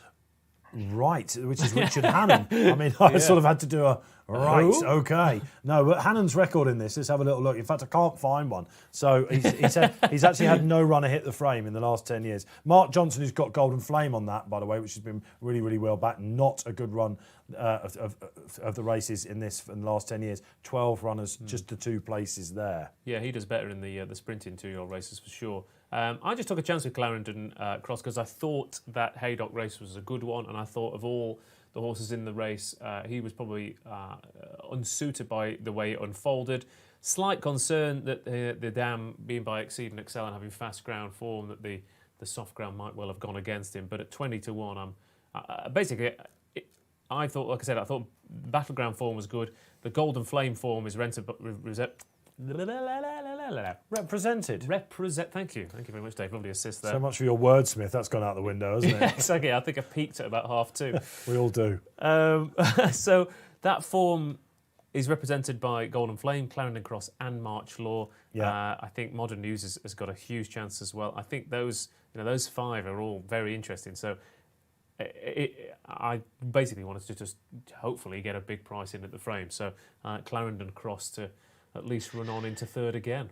Like Clarendon Cross was actually one of those. Yeah, Clarendon Cross is an interesting one, actually. He's one of the reasons why I also just wanted to have as many of the field on my side as possible in a race like this. I had all of the same reasons to support him as what Ross has said as well. But interesting as well, Hannon with his 2-year-olds, they haven't exactly been setting the world on fire in terms of their first runs, but on their second starts, he's got a 40% strike rate since lockdown, with juveniles having their second starts. So, and that's what Clarendon Cross falls into as well. So, I'm not saying that's good enough to win a race of this nature, but what it is it's just another reason that I'd want to have a horse of his ilk on my side. That's a strong stat, Neil. I think it is. And Richard Hannon, just quickly, when he took over from his father was known, Richard Hannon Senior, for bang, bang, bang, first time out 2-year-olds. They completely changed the policy, and second time out Hannon runners. Absolutely, Neil Hubbard. Let's just, before we hear from Ross, have another social comment if we can. And like magic, Lucky Lopez comes onto the screen. Good to have you along. Battleground is a dominating figure in this race, in my opinion. I'm with you all the way. He's going to dominate the paddock, and I'm hoping that he gives Ryan Moore a second, third time lucky here. Let's get some more help on the race from Paul Keeley. Almost every year when we come to the Cheshire Stakes, the bookmakers are falling over themselves to make an Aidan O'Brien horse favourite. This year, in the morning, they decided a little bit different, and they went for the Godolphin's Modern News. Probably because Godolphin won the race with a brilliant Pinatubo last year. I think they got it wrong, and so does the market now, because Battleground of Aidan O'Brien's is now favourite, and I think that's what he should be. He may have been only 5th on his debut in a maiden, but it was probably a very good maiden, and he was the massive eye-catcher throughout. He's a huge horse, son of Warfront, son of Found, the dam. She won an Arc, she finished second in 2 champion stakes. She handled soft ground really well, and if Battleground handles soft ground, then he's going to have a massive, massive chance. He'll outclass him in the paddock. He might well outclass him in the race as well. Thank you, King Keeley. I'm going to keep loving that. Loving that crown behind him there. Absolutely fantastic, it's isn't it? The little touches, isn't it? Yeah. It right suits outside him very well. It does suit. He wears it well, absolutely. Okay, so Paul helping me out, Battleground all the way. Paul Keeley back amongst the winners. I want to talk about First Profit and Bright Devil, because First Profit in particular has got James Doyle aboard, having a sizzling meeting, 3 winners in the bag now. Charlie Fellows, who broke his duck, of course, at the meeting last year in the Sandringham Stakes, giving Hayley Turner just the second female rider in history to ride a winner at the meeting. After Gay Calloway all those years ago, they team up again in the Sandringham, the last race later on. We'll get to that. Drawn in 9, a debut winner at Newbury. Travelled really strong that day for a little bit of greenness. Won quite well from a horse called Alberton. What's not to like? What's not to like? That's a good question. Well, the two, this exactly the same reason why I don't like particularly First Profit and Bright Devil. The exactly same reason is they were potentially flattered by the way the race was run at both tracks. Newbury, they were the more ready of the lot. Yeah, okay. I mean, Bright Devil made all down the rail on a day when quite a few of them did. Oh yeah, it was the place to be, wasn't it? It was. As often it is on the Rolling Mile, on fast ground. And slightly more surprising though, Newbury last weekend in particular. On the Saturday, I think they had 5 straight track races. 4 of them were won by front runners, including a 200-to-1 shot. First Profit ran the day before, but I do think being able to travel on the speed at Newbury certainly favoured runners.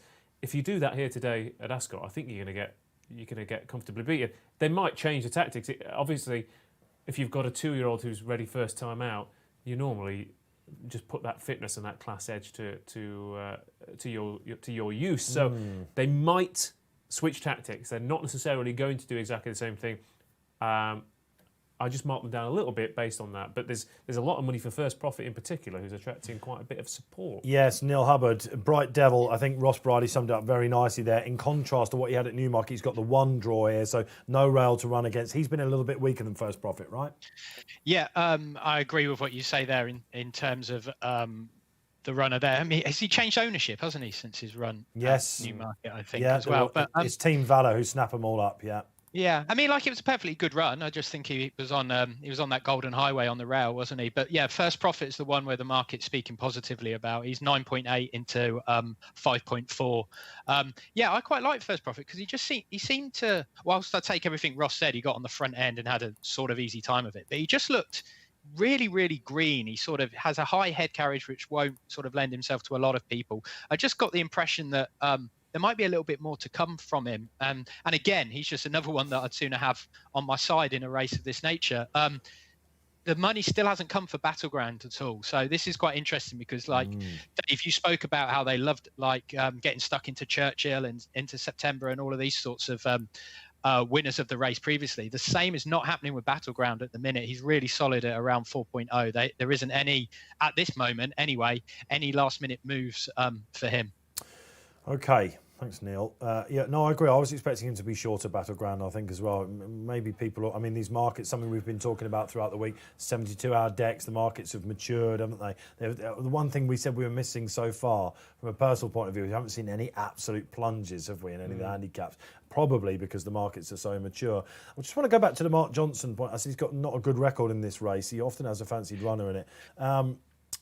He's 9 from 17 with his 2-year-old runners so far since racing resumption. That's fantastic, isn't it? Yeah, I've had a cheeky pre-Ascot Trixie on Golden Flame, Sands of Time, and Eye of Heaven, just because they were all cheeky. Yeah. Just a cheeky one. Just a wink of a treble about it. Yeah, it's going to come off, that kind of one. Yeah, okay. However, my worry for Golden Flame, who, like I said, was going to be literally my fancy here, is that Golden Horn offspring don't particularly like the soft ground. So you really think of them as 2-year-olds either, do you? So necessarily. He was maybe. He was He was the archetypal back end 2-year-old, of course. That was just that one win before a 2-year-old career on the Rolling Mile. Okay, so a little bit negative about Golden Flame. I mean, in terms of form and performance, he looked like and he's proven. I think that's the other thing you have to mention here. That Haydock run was over 7, so you do have horses stepping up to 7.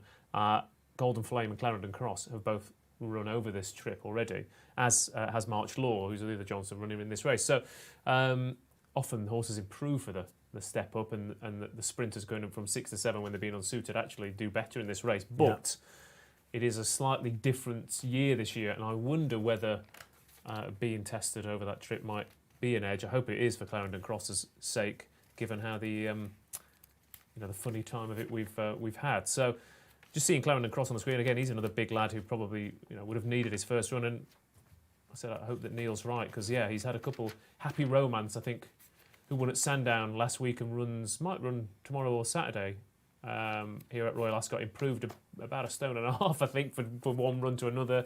He had Risque win at Lingfield as well the other day on its second start. So I think maybe the fact that Battleground isn't being heavily backed is because the more you look at this race, the more you think there's 8 runners and 7 of them have got a chance. Yeah. Should we have a reminder of the tips? Neil, you've gone a lay on Battleground. We can just see the 2-year-olds going down on our screen. There are a couple of lay in Battleground, just keen. Purely because of what Ross has said there, really. I just think there's potentially 3 or 4 in here that look really interesting. Clarendon Cross now, 16s from 20s, so there is money for him. And First Profit, clear second favourite now, and is not far behind Battleground in the market, 4.1 to 4.6. Yeah. So it could be First Profit. Wouldn't be the way the market's moving, he could go off favourite here. He's also been bought up, of course, by some high-profile Saudi Arabian owners, and whenever they go to the Emirates, you think, right, okay, they probably want a Royal Runner, but they would have some future targets in mind as well. You have to say that First Profit is now the gamble of the race. If you're writing that up, that's the way you'd have to go. Just watch him going down again. Bright Devil's throwing his head around a little bit under Oisin Murphy. Oisin's just having a little look at the ground, going across the track a little bit, and following him in his slipstream was Ryan Moore on Battleground as well. A little bit of freshness there maybe, but not too bad. Ross Brierley. Yeah, interesting. I mean, New Bay is the sire of First Profit, of course, who is a first season sire. And he's had 4 2-year-old runners so far. 2 of them have won, including First Profit. He had Perotto win the other day, and he really liked soft ground as a sire as well. So as a racehorse, so I definitely think that it's an interesting pedigree, isn't it? Because at the Cheshire, we've got to, of course, be by a sire who has won over at least a mile too. These are probably at least going to be milers next year.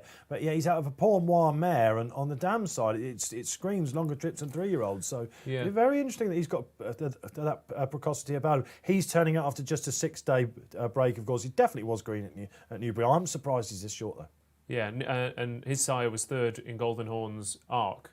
So again, I do like that. This about the 2-year-old races, because you're getting, and obviously it goes into 3-year-olds and 4-year-olds as well. But sires who previously met and their offspring coming up against each other. It's one of the great things about racing, and of course we could be seeing a star of the future here, which is why it's so absolutely exciting, especially at Royal Ascot. And what a pleasure it is. I was saying yesterday to be talking about the July meeting.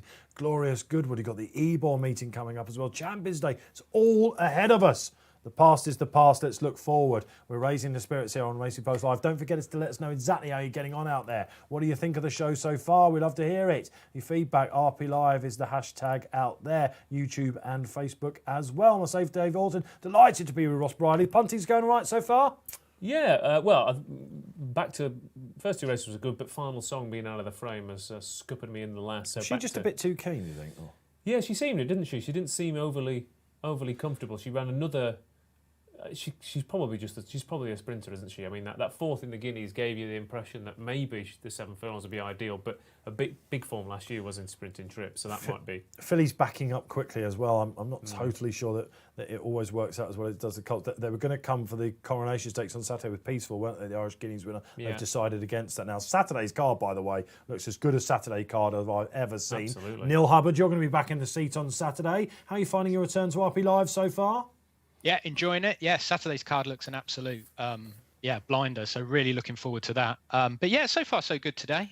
Monarch of Egypt was a little bit disappointed in terms of he didn't quite get up, but he ran pretty well. So close yet so far. Yeah, and it looks actually now while we've got you, Neil, that Battleground is definitely on the slide a bit here. Yeah, he did go out to about 4.2. He's back into 4, so that's 3 to 1. First Profit has sort of stabilised now at around 5, so that's 4 to 1. But he's clear second favourite, and money keeps coming like little nibbles for Clarendon Cross here. So he was a high of 28, but he's into 16.5 now. So a few people taking a flyer on that second time out juvenile angle for the Hannons, I reckon. Okay, we've got to mention the absolute outsider, because if we don't, you know what will happen. Seattle Rocks drawn in 3 for Sylvester Kirk and Jeff Smith in those famous colours. It was a respectable run, wasn't it, on debut? Yeah, she was keen in a 3-runner Chelmsford race. I mean, this is like, playing 5-a-side with your mates and then turning up in the FA Cup final. Didn't have to come here, though. Didn't have to come here. Could have waited their time. Yeah. But obviously think she's okay. See, normally you'd say, well, maybe they fancied the day out, but that's not even an excuse, is it? No, and we're hoping that owners will be back soon after this. We'll maybe talk about that a little bit down after the show. No owners, of course, no spectators at Royal Ascot, no pageantry, no Her Majesty, despite the fact she's had a runner as well and a winner. It's been Royal Ascot, not as we know it, but this is the Cheshire Stakes as we know, and they're all in. Good luck with your selections. The gates fly back and off they go. Battleground is restrained a little bit by Ryan Moore as on goes as expected. Golden Flame with Frank. He's been taken up front by old rival March Law, Mark Johnson's horse. So they're going down the centre again, chaps. Pretty keen First Profit. Out the back is the Rag Seattle Rock. Looking for Modern News on the far side. Not too far off. In fact, Ryan's now moved up a little bit. Not overly happy with the pace. They've kind of split a little bit. In complete contrast to when he run at Newmarket. Bright Devil out the back. Ross Brierley. Yeah, both the front runners, like I said, who maybe took advantage of those track biases, have been held up in a complete change of tactics.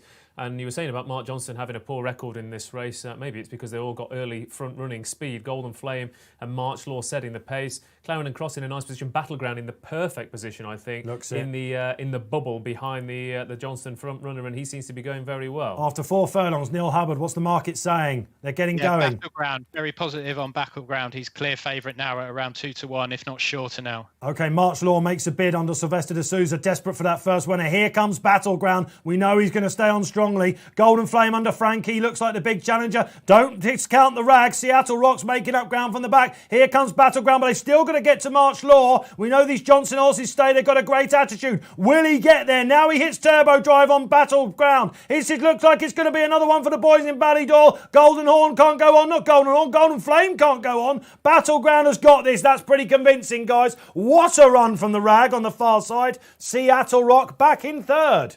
Yeah, again, that's they were there for the quote-unquote day out with an absolute blinder. But, yeah, Battleground, you said, a big, huge, imposing sort. He had the perfect run-through in that bubble behind the front runners, and he is, I mean, the muscle on him. He's a monster. He is indeed. I'll tell you what, I'm a bit gutted that I had to call that, because that would have been a studio coming down on me moment. I think I trebled up on him, so that was a good moment. And I've been waiting for that big winner, and that was really impressive, wasn't it? Yeah, I'd have been eyeing all the way on that one. A That's bit not too stopped you professional before, there. though, has it? Well, it hasn't, but come on, it's a long week. The voice might go and all that sort of thing. Neil Hubbard, tell us about the market. One-way traffic, really, in the market. Battleground sort of. Well, they jumped and he just got shorter, really, and that was about it. The big outsider Seattle Rock hit a low of 8.8, but they must be checking what the ground's like on that far side, because that's where he ended up over there. Yeah. But there wasn't really much. It was pretty uneventful, other than like pre-race. There was a lot of money floating around for lots of other horses other than Battleground. But as soon as the stalls opened, it was pretty much one-way traffic with regard to the market. Anyway, you called it, Neil, absolutely. And Paul Keeley will be really happy with that. Dave Jennings, I know he was putting it up for a lot of people as well. So a lot of the tipsters that are racing proposed very happy with the SP 11-4 as well. He looked like, we were punting out earlier, that maybe he could go even shorter than 2-1. It's the sort of race we expect them to get involved, isn't it? I've done my first inverted commas of the week. That's a worry, isn't it? But this is a horse that, look, he's won that in the style of Churchill, isn't it? In the style of maybe their poster boy, poster girl horses in this race. I think that was a very, very nice performance. Perhaps now let's talk about the form in behind. March Law, Mark Johnson, fared a lot better than Golden Flame, didn't he? The more fancied runner according to the market with Frankie on. And I mean, you've seen the replay here. Look at the action for March Law compared to Golden Flame. I mean, March Law is a high-need galloper. Grab. Yeah, and that, I think the conditions have gone against Golden Flame. So I think that's a big thing for him. March Law looks a proper soft ground slogger, and I think a few of these 2-year-olds will have come here and gone, what is this? I'm not used to these kind of conditions after one run. So the two, Bright Devil and First Profit, like I said, who've taken advantage of those track biases, completely different. They were taken out of their comfort zone today. The two Johnston horses took each other on. The big disappointment has got to be Modern News, who's faded very tamely. He started his run from exactly the same place as Battleground. The rest of them, I think you can make excuses for. He, I just don't think was good enough to get involved. So hindsight's a wonderful thing, but you go back to that Newmarket meeting, the Guineas meeting that we had, racing prominently certainly was an absolute boon at the time, I think. And he just, the horse that cost all that money, 3.5 million. Noble Dynasty last year, the most expensive purchase anywhere in Europe last year, finished second to him. He's going to be the much better horse in that race, I think. It looked like that was the case. First Profit as well, let's talk about him. It's 6 days later, he was far too keen, wasn't he? Again, I mean, how many times we saw Battleground there on his debut? He stumbled out of the stalls. He was held up dead last. they basically practiced that run on debut, Yeah. and he's learned from that. In contrast, First Profit learned one thing on debut, which was race on the speed and kick on and last home.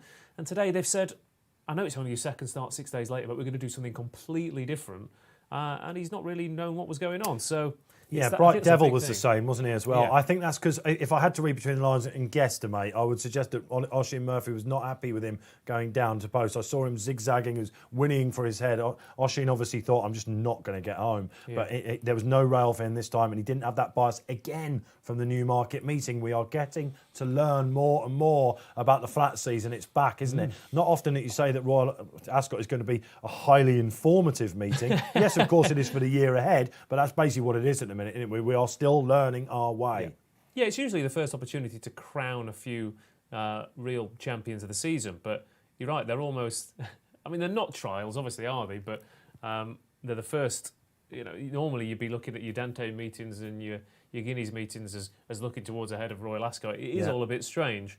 So yeah, there is that to consider. I've got to ask about how delighted you are that I mentioned Seattle Rock. Before, yeah, absolutely. Because we were Neil Hubbard. We were poo-pooing it a little bit, but in the fact it was a 100-to-1 shot. We hadn't mentioned it only 9 days ago. Sylvester Kirk, you don't really associate with 2-year-olds at Royal Ascot. She's run a blinder. She's covered half the track, as you said. She made the bin-based room as well. Was there any real love for her at any stage? No, not really. But I mean, like when you see that head on, it's like drastically veers across the track. I mean, I don't know how many lengths that would equate to, but you got to think as well the non-runner in there was Concessions, who finished ahead of Seattle Rock. Was that right? Yeah. In that Chelmsford race? Did she win that race? So she's potentially an interesting one for Richard Hannon as well. But just one for you there in terms of Battleground, introduced as 10-to-1 for the 2,000 guineas next year. Oh, okay, there we are. Yeah, and I mean, what do we do now with Battleground? Let's talk about his pedigree a little bit. Again, if you've just got to watch your videos, haven't you? Members Club, get on your video replays. It's so important. He's by Found, an ARC winner out of Warfront, who's a mild sort of influence sire. USA pedigree, all usually fast ground all the way.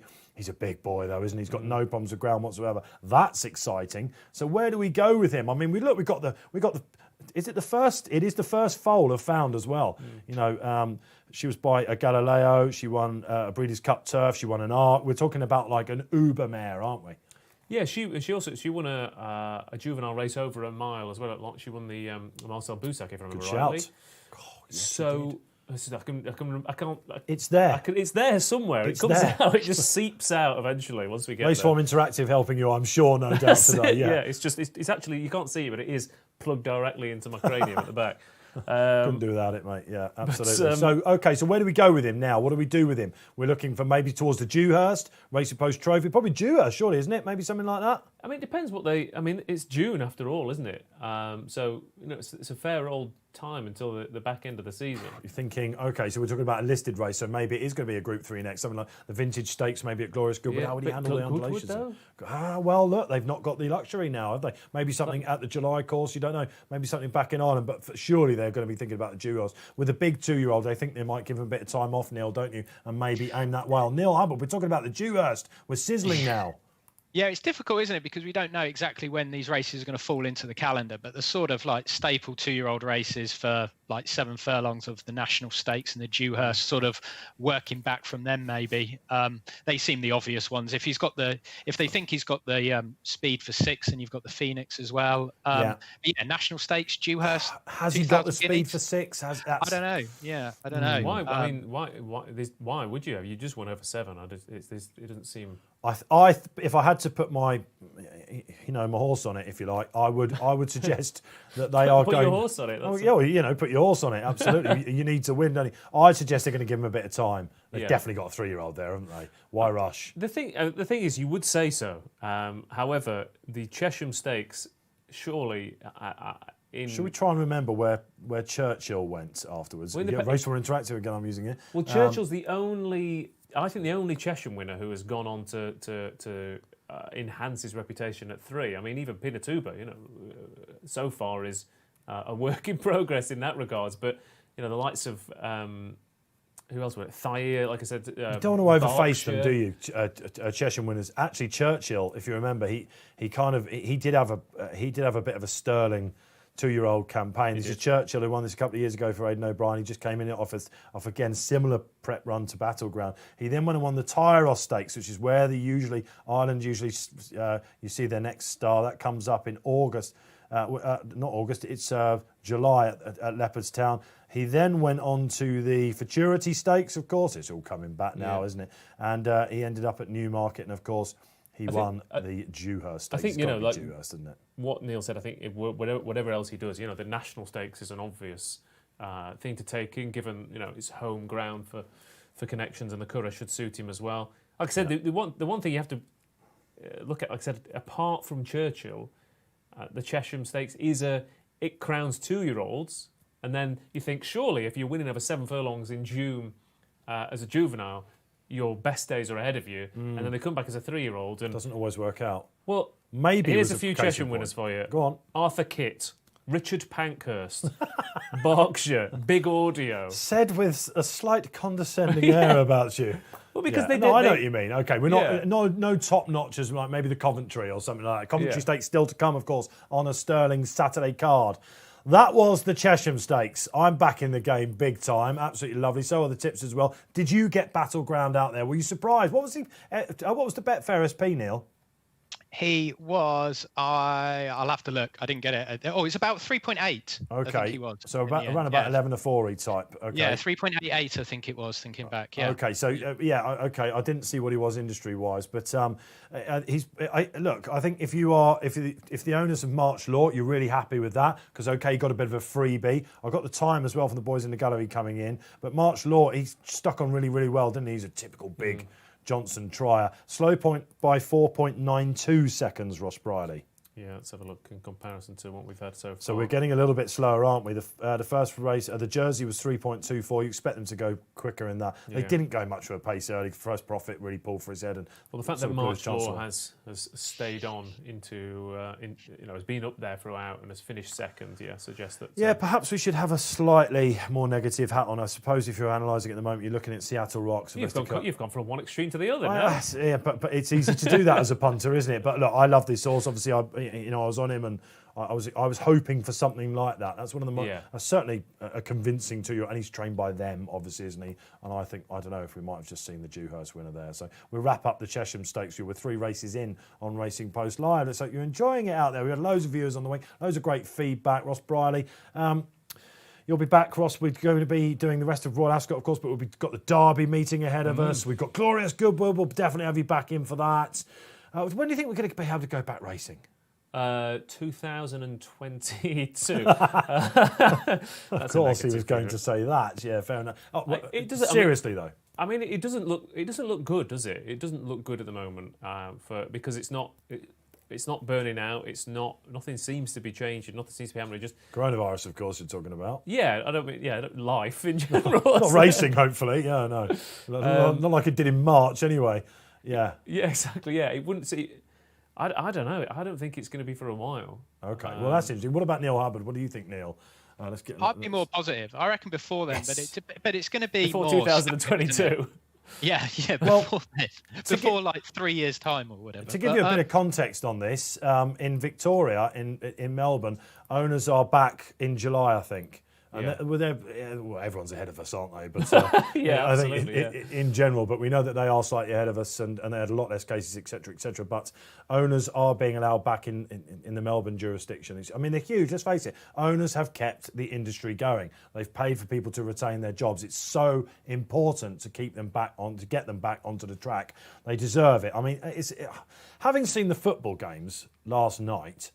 And let's face it, the BHA, the strict social distancing rules that we're adhering to, I mean, I don't know, it seems a lot more, I don't know, we're adhering to them a little bit more near Neil Hubbard, I think, than we were at the football last night. Maybe they'll have a word with them and change, but you saw players hugging each other and whooping each other and managers and all that sort of stuff. I don't know. I'm a little bit disappointed that owners aren't back at Royal Ascot this week, I've got to say. The difference there is that every footballer is tested before every match. So you're going to have, if you're an owner, but surely you just get the biosecurity, don't you? And you pay for it. Come on, let's do it. It's modern. That's what they're doing in Melbourne. I should say that everyone's going to have. I don't know whether they're going to be actually tested, but temperatures, symptoms. That's what I don't know. Cling film. I mean, we could wrap everyone in cling well, it's film. just a face. A face covering is anything, isn't it? Absolutely. And, we've seen some interesting ones of those walking around London. So Neil Hubbard, you're saying sooner rather than later for owners to come back? Yeah, but it'll probably be staggered, won't it? I mean, like if owners are like, there's a difference between allowing owners back and then allowing the general public back who can go into bars and stuff. I mean, owners could come back at smaller tracks, maybe, as a trial run, whatever, and then it just gradually gets drip fed all the way back, doesn't it? But yeah, a couple of months maybe. I don't know. I mean, I'm guessing I haven't got a clue, have I? Well, no one's got really. We're not expecting. We're not expecting you to actually tell us the exact date, Neil. You can predict a lot of things with Betfair, but probably as not. a video editor, that's your moment that you clip out and take out of context, isn't it? Later on. That's your highlight reel right there of day 3. Got a clue. Okay, so listen, let's leave it there. A little bit of politics, and we're just chatting between the guys. We'd like to have a bit of fun here. We're having the crack here on Racing Post Live. We know you're enjoying it out there. Thanks for your comments. Keep them coming. #RP Live. Myself, Dave Orton, Ross Brierley, and Neil Hubbard steering you through. Guess what? We're coming up to the Blue Riband, the Gold Cup. Stradivarius bidding to become Cigaro, the only other horse in history to have won it 3 times. Of course, the mighty Immortal Yates won it 4 times after the turn of the century for Ballydoyle. But this guy is absolutely sizzling, fantastic. The ground, that's what it's been all about. Neil Hubbard, let's have a look at the market. I've got a feeling he's nearly even money.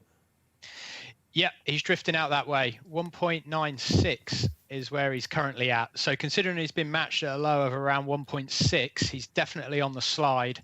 The money coming for Technician, 4.7 into 4.3. It's shaping up to be a 2-horse race. We'll obviously discuss whether we think that is the case or not. But yeah, Stradivarius really weak in the market, which you can only assume is down to his perceived lack of decent form on soft ground, which isn't necessarily the case. We'll talk about decent form. You didn't do the decent thing and weigh in with Battleground. You laid against him there, so you need to bounce back here. Can I just say, by the way, and this is everyone's learning, and I've been using the exchange for a long time. What you have to do if you do change the terms of your bet is make sure that when you go from cancel to keep, you press update.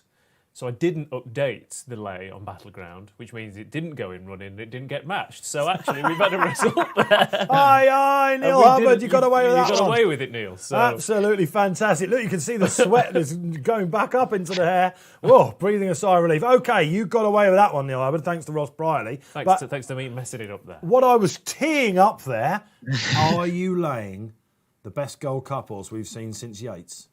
No, of course not. We're going to be backing him, but we're going to back him in running.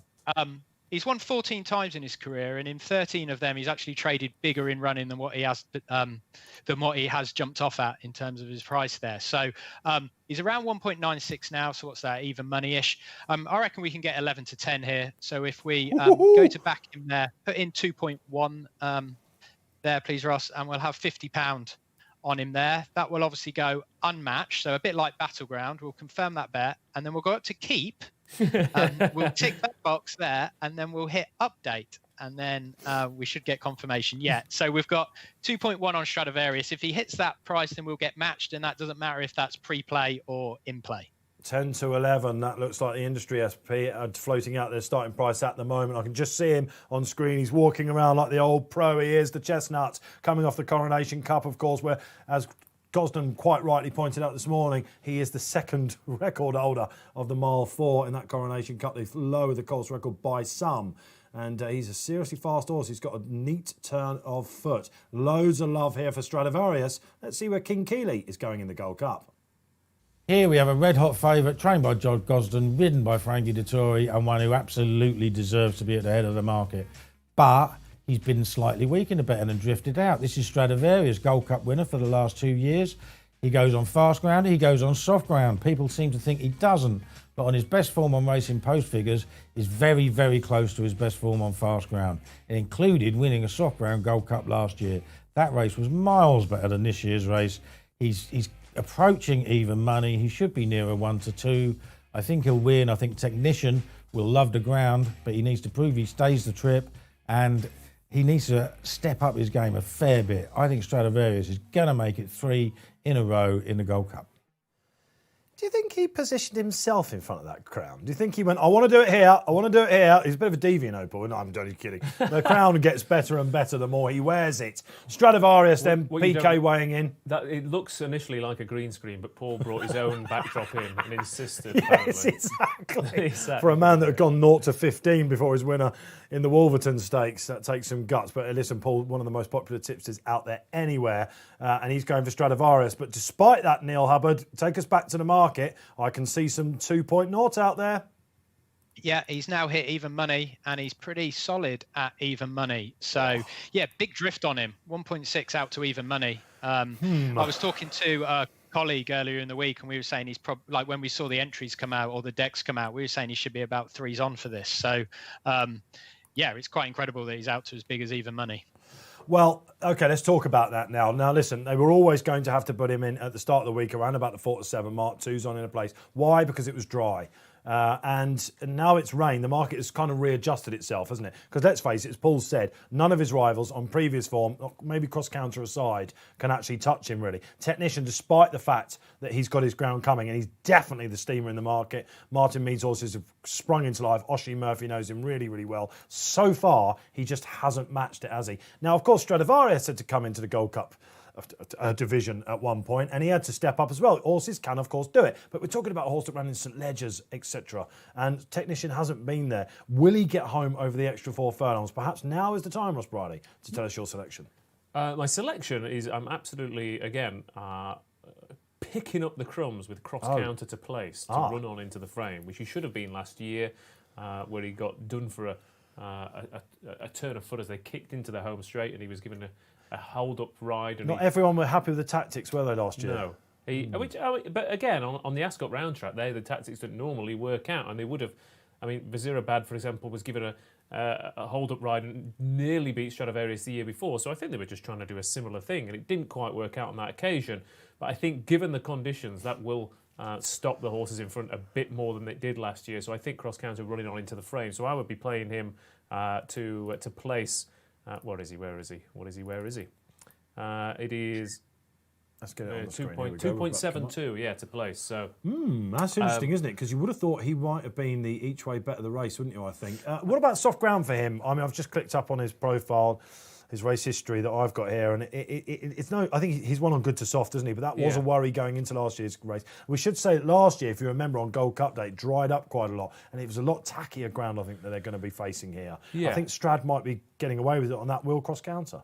I mean, that's the thing. I wouldn't necessarily play him to win given the conditions, but I don't think he'll have a problem with them. Whether he can operate to his best is another matter, but he does like the track. I think that's a big plus. We saw, with Molotham earlier on, that liking the track and is almost as important as liking the ground. What's stopping you from smashing into Stradivarius, now he's going evens, or even Technician then, who looks like the steamer and seemingly Connections thinks everything's right? What's stopping me? Yeah. I mean, of the two, I think, given the conditions, I think Technician. We've seen 4-year-olds really relish these kind of races this year as well. The 2 and 3-year-old crop last year have improved, and races like this have been perfect stepping stones so far this week. So, I mean, what's stopping me going into Stradivarius is I am genuinely scared about Technician in the conditions. I think he absolutely relishes these kind of conditions. He's 4 from 4 so far, and he does have that little bit of a. He's got a cruising speed as well, which for a stayer, I guess that's the thing you're worried about, isn't it? He's got cruising speed. Will he get home? The extra 4 furlongs of this race, you just don't know. Over the course of history, some of the big white hopes that have come to take on Yates in particular. Remember these horses that cruise next to him and just do not get up. It is a serious test. Just the 8 runners, the dead 8 runners going to post. Select field, perhaps a weaker Gold Cup than we are used to. A couple of those we will mention about. I just want to keep on this though for a minute. When will you get with Stradivarius in running? Well, I wouldn't necessarily. Not at all. I think with a race of this nature and a horse of that nature, I mean, obviously, if he's 10 to 1 and he looks like he might win, but in terms of personal preference, these races when everyone knows the horses too well. I think it's hard to really find the edge in in-running value on it. A bit like Stradivarius earlier on, who only went 2.6 despite the fact he was well punted and looked like he was coming with every chance. Because people, there's no. For example, yesterday with Kipps, you said about that. In the handicap? Yeah, he did exactly the same thing at Haydock, and in running I switched to Hookham because I thought I know exactly what Kipps is going to do here because he did it at Haydock, and the value call then was to assume that he was going to go and do the same thing again. But you only get a couple of chances with. We're getting to know him is what you're saying more now, and he's got a target on his back for the in-running players or layers. Yeah, but I think the best, you're getting the value when you think, well, I'm going to take an opinion on this horse. If that opinion is widely known, then you're unlikely to get value. The interesting thing for Stradivarius, which is I assume what Neil is going for, is that given how strongly Technician normally travels, eyes are going to be drawn to him, so which means that Stradivarius might go a backable pricing running. So I could certainly see it if you wanted to play that. Now that's interesting, Neil, isn't it? We're talking about the evens is under massive pressure now from what I can see on the market. I think you're about to back that up. But what price is he likely to go Stradivarius in the run if he gets caught in like he did last year? Maybe that's the time to wait and hit him. Yeah, exactly, and that's what I haven't been super greedy asking for 11 to 10, asking for 2.1, because the thing is with this as well, like we're in essence placing an in-play bet, but before the event because we've put in that keep bet. I mean, it depends how greedy you want to go because like you could ask for 5 to 1 on him, but ultimately if he's going to get matched at 5 to 1, he's probably not going to win. So you need to be able to try and forecast or try and guesstimate best you can. How big will he go and yet still maintain a decent chance of winning? I mean, last year, what did he hit last year? I think he hit, where were we? Ascot last year. He hit around, he went off 2.25, did he? And hit 2.4, something like that. So like, it's not massive. You have to remember that Frankie was on the roll, wasn't he? So yeah, I mean, like we're not talking massive moves here. And that's why that 2.1 isn't necessarily, we're not being really cheeky with what we're asking for here, but I think 2.1 could be matched and he can still have a genuine chance because of what Technician might be doing, for example. Well, we've all been talking about Stradivarius. We are, 5 minutes away now from the Blue Ribbon. Their jockeys are coming out. We can see them on track. Game Face is well and truly on behind the mask, of course, and it's not too far away, the Group 1 of the day. Let's talk about some of the others then. Nayef Road in particular, Sagaro Stakes winner, so usually a leading trial for this. Run at Newcastle, of course, just earlier this month. Nayef Road, I don't know, he's one of those, isn't he? He's a late comer to the Cup division. Ryan Moore jumps on. Yeah, I thought he was given an absolute peach of a ride at Newcastle to beat his stablemate Mildenberger. Ben Curtis was in the saddle, and Ben rides Newcastle like a seasoned pro. Yeah. And, he sat on the heels of the front runner, and he kicked down the home straight. And Mildenberger, his stablemate, who was better fancied on the day, hit a flat spot and couldn't quite get to him. So interesting to see what he does with him. I mean, these Johnson stayers. I mean, Max Buchanan ran a nice race yesterday. He's a similar type. Summer Moon and Rochester House ran a good race the other day. So actually, Mark Johnson's 4-year-old stayers have all run really big races this year at Royal Ascot. So he's got to have a big chance on that. My worry is, I mean, he was beaten comfortably behind Technician in soft ground at Longchamp last year. And apart from the fact that Nayef Road has previous course experience here, I struggle to see why Technician won't outstay him up the hill this time. Yeah, OK, cut and dried then from Ross Bryan. Another social comments has joined us here on the party. Let's have a look. OK, Lawrence Woolry. Hopefully I've got that right, Woolry. OK, watching from the waiting room of my cardiologist in Zurich, Switzerland. I tell you, this is a difficult one to say, lads. Thanks for keeping me company, of course, and updated. Always, Lawrence. And good luck with whatever that is there. Positive thoughts coming your way. Are you with Stradivarius on the day? I'm not sure with you calling home some of these finishes that's going to help someone who's waiting to see his cardiologist. There's not a lot of zen in my commentary, I agree. Can we talk about Moonlight Spirit? No, but in all seriousness, good luck. Moonlight Spirit. Here's interesting because you're on cross counter, and yet seemingly William Buick has switched, or he's had the choice. You would imagine. I know that the Doyler knows all about cross counter, but he usually gets the pick of Charlie Appleby runners. And first time gelding, they've always thought this would be a couples. Hasn't quite got the level of form. First time out is difficult, but I don't know. Charlie Appleby was relatively positive, I thought, in his assessment of him pre-race. Yeah, he ran a really good race behind Dashing Willoughby in the Queen's Vase last year, and of course when Technician won at Longchamp in the Group 2 before going on to win the Royal Oak, he was the one who looked like he'd nicked the race and kicked on and stolen it, but he was outstayed. I think, given his run style, that he's going to be he's there to be shot at. He's often, goes for home a long way out. That will be my worry for Moonlight Spirit. But he is an unexposed 4-year-old with a really good run at the track on his card. Yeah, so he does like to get on with it, doesn't he? He could well be a pace angle here. Maybe they've got that in mind with cross counter as well. Really fascinating. What about Mekong? Let's talk about some of the ones at bigger prices. I can't believe that Withhold is at 50-1. What did he go off in the race last year for Roger Charlton? It was pretty short, I seem to remember. Disappointed behind Naif Road on his return. Roger said he's going to need that. He was 15-2 for the long distance. Of course. It was Champions Day, wasn't it? Yeah. Got that in my mind. 15-2. Listen, this is a horse Withhold. The cheap pieces have been retained.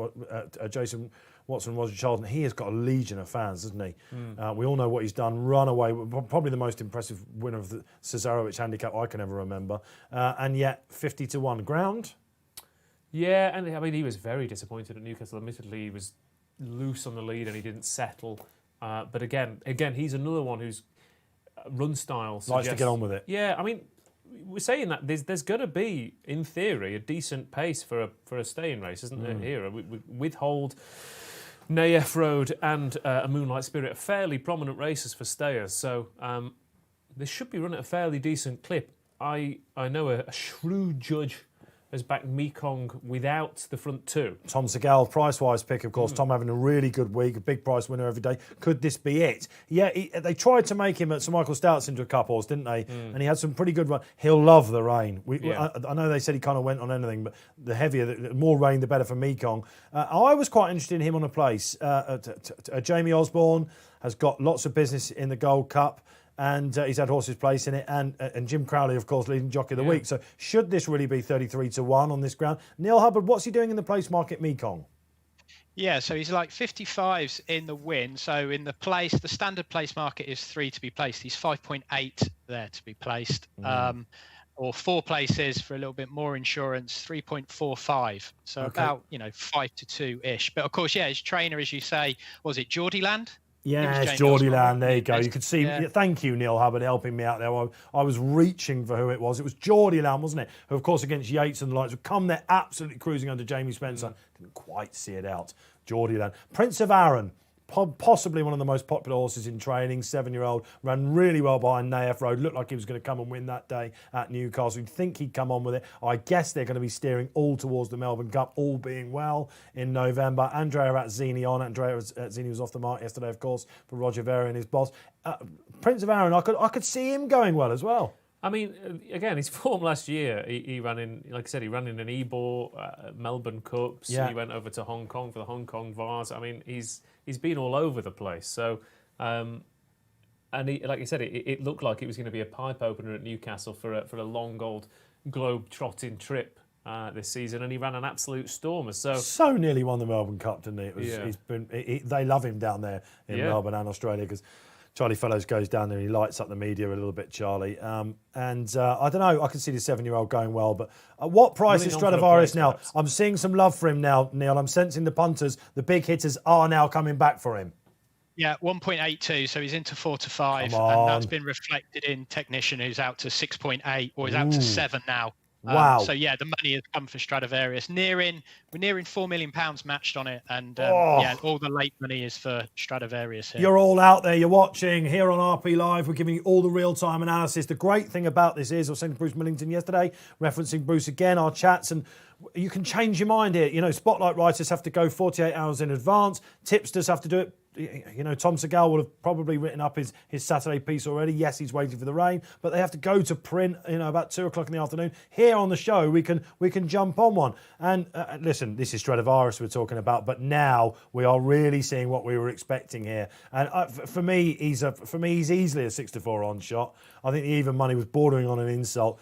Of course, Strad's got to go and do it. His last run here at Ascot, of course, he came unstuck on soft ground on Champions Day, but this is exciting stuff, isn't it? Let us know what you are thinking. Let us know after the race, of course, exactly how it went for you. Stradivarius, will he become the next Cigaro and win 3 in a row? I'm hoping so. Paul Keeley's hoping so. David Jennings was hoping so. Neil Hubbard is hoping so as well for Betfair. Ross Brierley not hoping so. Well, I mean, he can win for all I care as long as cross counter runs on for a place. I don't mind who wins it. But that's why you're still in the game. It's the filth markets that you're after, as you called it. But this is we're going to have a fantastic Triumph Hurdle in 5 years, aren't we? With a few Stradivarius running around. But he's an absolute. He is a star in this grade. It's a grade that people struggle to warm to the stayers a little bit, don't they? I think in comparison to the rest. So he hasn't quite got. I don't know about that. Well, I just mean he's not Stradivarius as a. As a fan club, he doesn't have that much of a fan club, does he? Are you on about, man? I mean, are you the fan club? He's got a huge fan club. I'm definitely part of the fan club as they go around down at the start. Come on, when a horse wins back-to-back Gold Cup, I agree. Certainly on Frankie's day last year, everyone loves Stradivarius. Are you suggesting Neil, you're the decider here, Neil. Is he underrated or not appreciated? I was hoping you weren't going to come and ask me that because I'm just not really that fussed by him, to be honest. What on earth? I'm on with two heathens. By Neil. Absolutely unbelievable. I guess that there's always been the thing that he's beating horses that he keeps the staying division. It's not his fault, though, is it? It's not his fault at all. And listen, we were talking about a horse that's going and does it. He's got an incredible winning streak. Punters absolutely love that. Frankie Dettori absolutely loves that. He's only tiny, Stradivarius, and yet when he eyeballs them, see you later, smash. I think if another sporting analogy. People used to say about Andy Murray that if he hadn't have been a player when he was surrounded by three of the greatest tennis players of all time, he could have been a Stradivarius, as it were. I think people are thinking. My vibe about him is people say, well, yeah, but like I said, he hasn't had a real battle with a genuine eyeballing challenger. So Andy Murray and Stradivarius labelled in the same sentence by Ross Brierley. We'll have to think about your future appearances on this show, Ross. Okay, they're going in. Come on then, let's get excited for the Gold Cup. Best of luck wherever you've gone. Let's hope history is made then and Stradivarius writes himself into immortality. The Blue Ribbon, they're nearly off. 2.5 miles. The circuit they go and they jump up. Straight away taking a pull was Jim Crowley for Jamie Osborne on Mekong right out the back. He's going to chance his luck late. Let's look at who's going on there. As expected, Withhold right up there. Still a little bit fresh in those second time cheek pieces, I should say. He's tracked by Naif Road. Just looking for Moonlight Spirit is up there as well. A little bit more conservative with him this time. Prince of Arran, I mean, they're pretty much dawdling at the moment, aren't they, Ross Brierley? Yeah, I mean, it's a long way home, isn't it? 2.5 miles. So it'll be interesting to see when they decide to wind it up and what Ryan Moore decides to do on Naif Road. We do still have 3 essential front runners in here. It's not a dawdle in the sense that they've been struggling to find a front runner. It's more that they're 3 front runners and they've let one get on with it. Frankie and Stradivarius? I was going to say Ossian Murphy as well, and Technician are obviously biding their time. And interesting to see that James Doyle on cross counter is still operating those hold-up tactics. Maybe he's assuming that, again, that the tactics last year didn't pay off because there wasn't as much pace, and he's expecting his stablemate to kick on a little bit further from home and give him something to chase. Neil Hubbard, tell us about the market. This is a bit more of a leisurely conversation we can have. It's 2.5 miles. Yeah, Stradivarius was the one that punters liked immediately into like 1.72, 1.73, but he's gone back out to his BSP, which was 1.8. So, I mean, it's not like a massive drift, really. And everything else is pretty much as per what their BSP was. There hasn't been a massive amount of movement, which is probably reflective of the pace they're going and the lack of activity, really. Even Naif Road is only 12 and he went off at 14. So yeah, Naif Road is now taking it up a little bit and he's decided, come on, time to get on with it here, Ryan Moore. So Withhold's now having to take a pull just behind him. Moonlight Spirit, I suppose we could say he's just about had the run of the race. That's enabled Prince of Arran, good old Prince of Arran, just in fourth to take a bit of a stronger hold. Stradivarius, I'd be happy with him here. Technician, Ossian Murphy, right on the backside of Stradivarius. You can see the tactics from Martin Meads. They're going to try and pounce on him at some point. But this pace, early pace, so far with the turn of foot of Stradivarius has played into his hands. Cross counter, James Doyle. I'm holding it up again. James Doyle's having a great week. He got criticised last year for doing a little bit too late in the race. Not a bit of it. He's waiting his time, and Mekong as well. Ross Brierley, they're stringing out. I would say they're starting to up the pace here a little bit. And I mean, the key thing for me, Moonlight Spirit has maybe refused to settle. I think he's used to getting on with things a little bit earlier than he is now, and he seems to be a little bit keen in behind, which is good if again for place backers on cross count or something. You want the rivals to be racing out of their comfort zone. Tell us about Technician, Neil Hubbard. What's going on? Because he's just lost the backside of Stradivarius a little bit. Ossian Murphy looks like he's waving the reins a tad. Pre-race drift on him. Yeah, he's out to 7.4, 7.6 now. So yeah, Stradivarius has just touched even money though as well. So both of them are a little bit negative. But interesting that the field chose to come down the middle of the back straight there, sort of avoiding the inside rail. We're approaching Swinley Bottom in the 2020 Gold Cup. Let's take it up then. Naef Road, the battler, the slugger for Johnson. Mark Johnson, Braveheart he is. He's absolutely like his trainer. He's going Ryan Moore. He's setting the pace as he likes. Stradivarius now in about 5th place, about to take 4th off Prince of Aaron. Technician is trying to stay with Stradivarius at the moment. Mekong is making a move. We thought Jim Crowley, he might have a say in this cross counter. Nothing yet from James Doyle. Withhold now ranging up to Naef Road. This is about to get serious. Frankie pulls down his goggles aboard Stradivarius. He wants to get ahead of Prince of Aaron. No problems about doing that. Technician looks beat, guys. He's going into the home straight. Ross Brierley. Yeah, they're turning around. Stradivarius is absolutely cruising. Mekong's probably going to run on. Technician is stuck down the inside rail, which is not a great place to be. Here he comes. Come on then, we're coming into the home straight. He had a little look there, Frankie Dettori. He's absolutely cruising. Come on, get it ready. He's having a look. Where's Technician? He's just got Naef Road to beat. Mekong's off the bridle. Cross counter looks absolutely beaten off his feet. Prince of Aaron's gone. This is absolute bridal stuff. This is the performance I wanted to see. Come on, Strad. Let him go. Off we go. 3 gold cups. Aye. Stradivarius goes for it. It's easy. No worries about a soft ground. If you took the even money, take a bow, throw your crowns in the air. Paul Keeley going absolutely mad again. This is the performance of a superstar. We've got it. Stradivarius, 3 gold cups. Easy for Stradivarius. Perfect ride through, perfect run through, beats Naef Road and cross counter, runs on from the back to finish third, but beaten about 30 lengths, I think, in the end there. But Stradivarius, yeah, he... The people's horse, Rob Lee and the boys are saying in the gallery, he is no fan club, Ross Brierley said. Neil Hubbard said he wasn't fussed. Neil Hubbard, well, how big did he go? He hit 2.16 or 2.18 just when Frankie sort of moved his goggles or changed his goggles. 2.16. So we must have got matched at 2.1 there, Ross. You did. The old goggles move. I'll tell you what, guys, when he came to 2 out, I was like, what do I do with the call? I'm not sure. If Bruce Millington here, we'd have been having more Scahill than Des Scahill impressions, wouldn't we? Absolutely fantastic stuff. Story of the race, guys, I guess, Technician. You could tell on the halfway side, I jumped into you, Ross, because I could see Oshin was not at all happy. The horse, I guess, look, if you're picking holes in the form, the main rival just didn't turn up on the day. But Stradivarius, my goodness gracious me, this horse would give Yates a serious race. He'll be back, God willing, next year to try and do the 4-time. It's on the bridle. It's easy. Stradivarius, he is back. John Gosden, what an absolute genius. I mean, he's just not as good on soft ground as Stradivarius. It's absolutely. Frankie Dettori's loving this. He's doing the heart. He's going down. A little bit of a catapult there as well. It's Frankie. Well, this was a big one for him, you can tell. I said a story earlier in the week that I saw Frankie Dettori last year on the first day. Had no winners. I saw him in the weighing room at one point. He was not his usual self. Then, of course, bang, bounce back. He's great for the game. We need Frankie Dettori. What was the best Betfair SP, Neil Hubbard? He was 1.83 in the end, so there was plenty of late money for him because, through about like 10, 15 minutes before the off, he was very solid at around even money, but those last 5 minutes really forced his price in.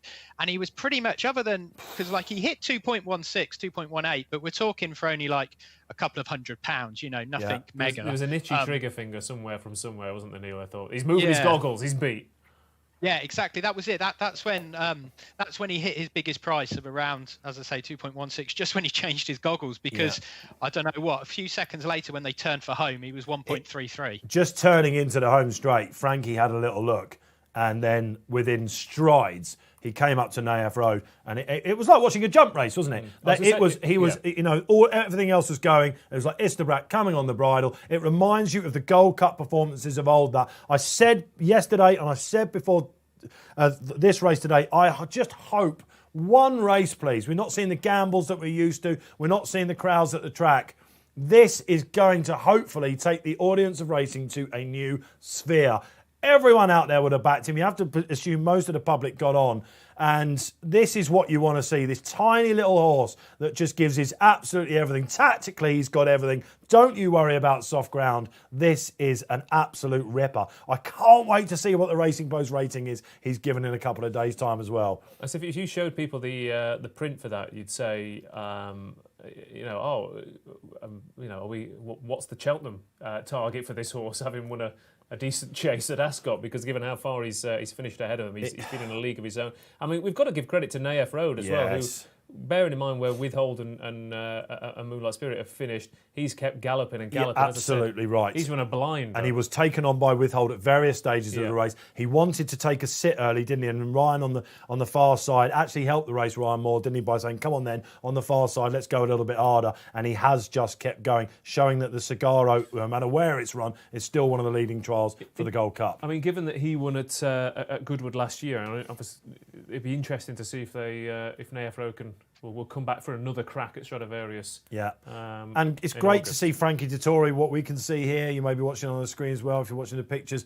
Listen, the flying dismount, there we go. This is what I wanted to see as well. So far, it's only really Tor Hammer Hansen, of course, his first Royal Ascot winner. He celebrated like it was Royal Ascot. Jockeys have got to celebrate, and Frankie, he's really gone for it there. I didn't think he was doing it much on Frankly Dining, but you can tell the relief is off now. That's just a people's horse, absolutely. Well, that's only his second winner of the week, isn't it, Frankie? Yes, yeah, it could set things up actually for a barnstorming finish for him, couldn't it? We've got the Britannia handicap, of course, coming up next. Is he on Verboten, is he? Yes, he is on the well-fancied Verboten. And then in the last, he's got a very interesting story, this. First ride for Saïd bin Surur since 2012, I think his old mate Frankie Dettori riding for Saïd bin Surur. Now, look, we can pick some holes in the form a little bit.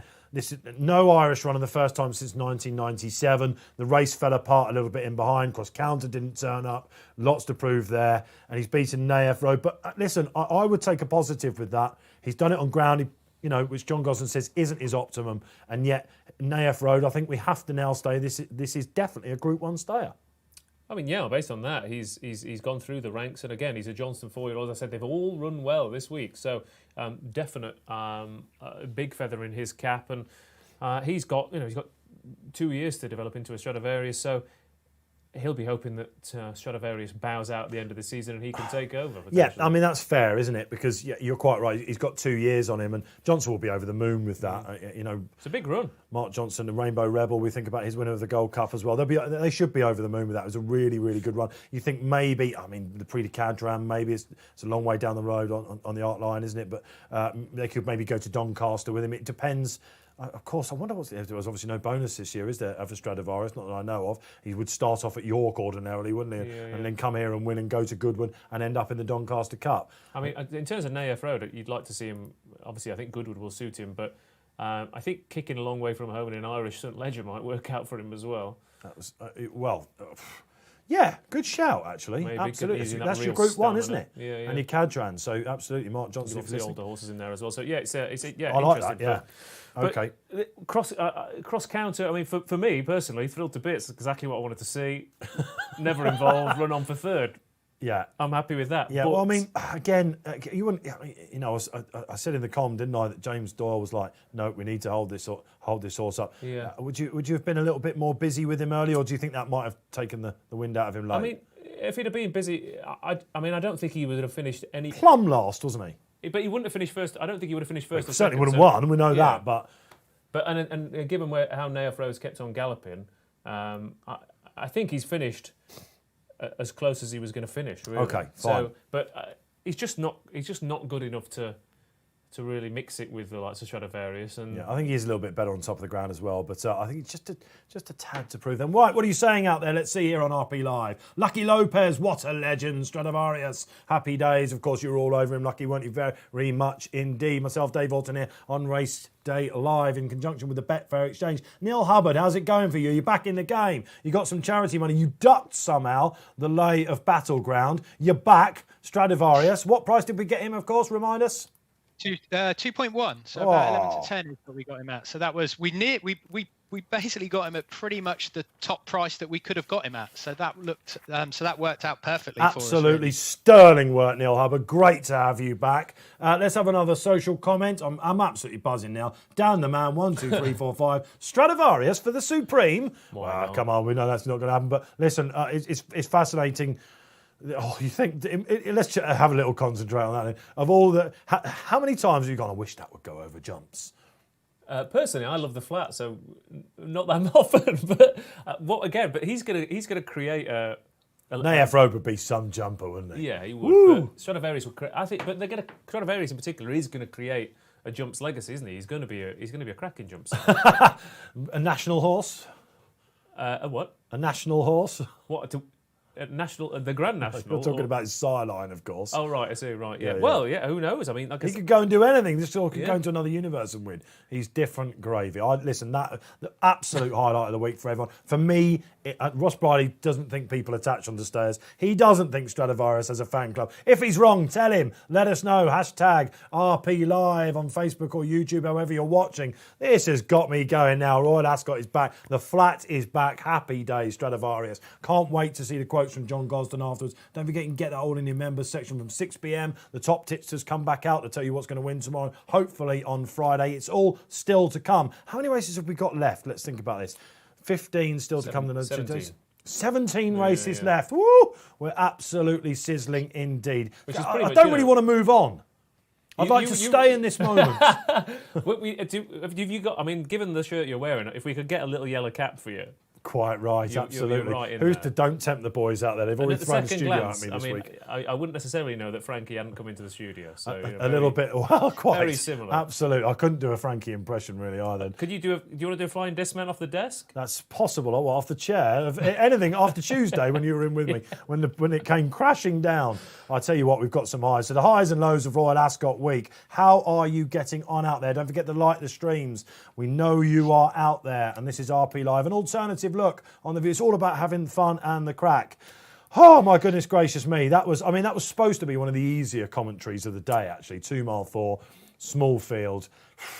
I feel like I took it to a new energy level there slightly, but I've now got the Britannia coming up. Are you going to help at this point? What price do we think Stradivarius is for next year? I've just had that come through. Oh, what do you reckon he is? Whoa. 6 to 4? Whoa. I better just check that this is right then. Well, that's come through. Because you better... A lot bigger. You'll be depositing. Yeah, he is. You can get 5 to 1. Oh, I mean, that's absolutely ridiculous. How much can I have on that? And 20s from 40s for the Arc. I mean, well, listen, this is the kind of horse. You remember Fame and Glory and some of the they tried to do it with him. Did he place in an Arc? I think was he in that year that found when he had the 1, 2, 3? Might have been Fame and Glory. Let us know if it's hard to remember, isn't it? This is a horse. Listen, he's been finished second to Gayeth in a Coronation Cup. Of course, he can have a say. King George. Yeah. 5 to 1. Order of St George. Thank you, Dan, in the gallery. I mean, a couple of quick things. One. That Gayeth form, like I said, the speed figure was phenomenal, and God knows what he's going to do over the rest of the season. But also, in terms of next year, is he not going to pass the crown down to not Paul Keeley, but he's going to pass the crown to Logician as well, same connections? We haven't seen Logician yet. I think that they'll go back with trip with the St Leger winner. We'll talk about him a little later. We've got to move on. I'm being told in the gallery we've got 15 minutes until the Britannia. You're determined to drum up a fan. The fan club I don't think exists. It's you. It's this one I'm man. not having that at all. I'm not. Come on Twitter. Come on Facebook. Come on YouTube. Let Ross Brierley know that you are out there and you love Stradivarius. He doesn't think you do for some reason. Unbelievable scenes. 3 gold cups. Right, come on then. Let's move on. Completely different test coming up now. Back on the straight course we go. It's the 410. It's the Britannia. And as by magic, here it comes up on the screen now. I wonder if that Verboten move has... No, it's just levelled out a little bit. Okay, so we're switching on now to a very well handicapped horse in the shape of Finest Sound, who for Simon and Ed Crisford, the new father and son trainer partnership. Not easy to say that actually, quite so quickly. We've already had one win today. That was Oliver and Paul Cole with Highland Chief. Was that his name? Highland Chief. Highland Chief in the first race. Finest Sound, and these are connections that have won this in 2017 with Ostilio. That hug the stands rail came down. This chap, I analysed this race for the paper at Haydock. He absolutely hosed up. He's got a lovely size about him. He's turned a corner from 2 to 3. Did I think he'd be turning up here, though? He's £7 ahead of the handicapper. All right, he's absolutely chucked in. He's getting He's getting best part of a stone from top weight Some Power. But there are some obvious negatives for me. It was good to soft at Haydock. It wasn't what he's got here. It's a straight track, and it's a second run off a Windop as well. Listen, I know that the likes of Hugh Taylor have put him up, a couple of big tipsters as well. Literally everyone has put him up. I think that's the reason of his price. Have you put him up? No, I've taken one with the next two in the market, but I do think those three are the three to concentrate on. Although, given the way the track has been riding, Starcat drawing one was the interesting one that I discounted because of the draw, but that's maybe not as bad given what we've seen today. But I mean, Finest Sound, second time off a wind up is statistically much better for backers in terms of level stake profit. But he was hugely impressive. He came there swinging. He ran behind Palace Pier and Kinross last year, so two really talented horses, and he was an eye catcher in both. So clearly they've waited for this year. But the problem is because everyone's putting him up. He was only 3 to 1, 7 to 2 this morning, and that he managed to halve in price off the back of that. There are other movers in the race. Neil Hubbard. Let's go to some. Let's play up some of the Stradivarius, shall we, for the charity? Where are you going to play? I agree with Ross that the sort of top of the market is where I'm quite happy to look here, especially because of the the draw's been factored into this now. But actually, I'm gonna back probably 3 in this, and we're gonna what's called Dutch them, which is to split our stake across 3 different runners. So the exchange can work that out for you, so you don't have to worry about your maths. So Ross, if we place a back bet on Finest Sound and Wolverton and Calusi. Okay, so we're going to get that done. If we you have to say that again, Neil. Sorry, I was distracted by fun and games in the gallery. Just check it. We've got Rob, the gallery guy, no problem. Just so we've just got to make sure that we're attached to the screen, the HDMI. I'll tell you what. I will try and. Okay, all right. So we've got a couple of the first gremlin of the week. We can come back to it if we want to. We will come back to it. Okay. Well, looks like we're on. We're on. Okay, we're back. We're back. So we've like got Stradivarius' fan club. We bounce back. Yeah, Finest Sound, Wolverton and Calusi. So if you go up to stake there, Ross, just above the box. Yeah, if you click that stake box, that's just above where your cursor is, where it says the word stake. Oh, right, so, and we add in there £50. Getting hungry, were you there? And then we hit OK. And then what that does is split that £50 across those 3 runners in equal amounts. So we're going to win the same regardless of which horse wins. So yeah, if we can confirm that now. So what we've basically done is when that Calusi bit of it gets matched is we've basically created an even money bet in a way where we've got the top 3 in the market running for us and everyone else against us. So we've got those 3 to shout home. Calusi's just is collapsing in price every second. So we might have to adjust the. All right. Well, we can come back to that and see where we're at a little bit in a minute or two. A bit. So we spread about a little bit, then, Neil. That's what we're doing here. Yeah. You want to cover your bets. You know. I think that like Wolverton, he ran in the Group 1. The old racing post trophy. Vertem Futurity. Yeah, Vertem Futurity. He ran in that last year, and then he came out and ran okay at Lingfield in what I thought was a pretty good handicap first time up. So I think that was a perfectly good run. We've touched on Finest Sound, what he's all about, and Calusi's another one who's just could sort of falls into that could be anything for the right trainer jockey sort of combo. He does. And so, I mean, this is wide open, and I say it's wide open. I mean, it's very competitive in terms of the number of runners, but those 3 do seem to have, albeit obvious claims, but I'd sooner have them on my side. So that's how I've played this. Interesting, yes. Calusi, let's touch on him then a little bit. So we talked about Wolverton, totally unsuited by Lingfield last time, back up to a mile, Frankie on, you can see why that's strong in the market. Calusi, when he won at Wolverhampton, there's a face from Ross Brierley. A little bit about him. Steam coming off. Yeah, absolutely. And he represents them of the week. Roger Varian, Hamdan Ahmed, Tumizona, and Jim Crowley. And he's got a high draw as well. And he was around about 10 to 1 at the start of the day. I think we have to say he's a steamer now.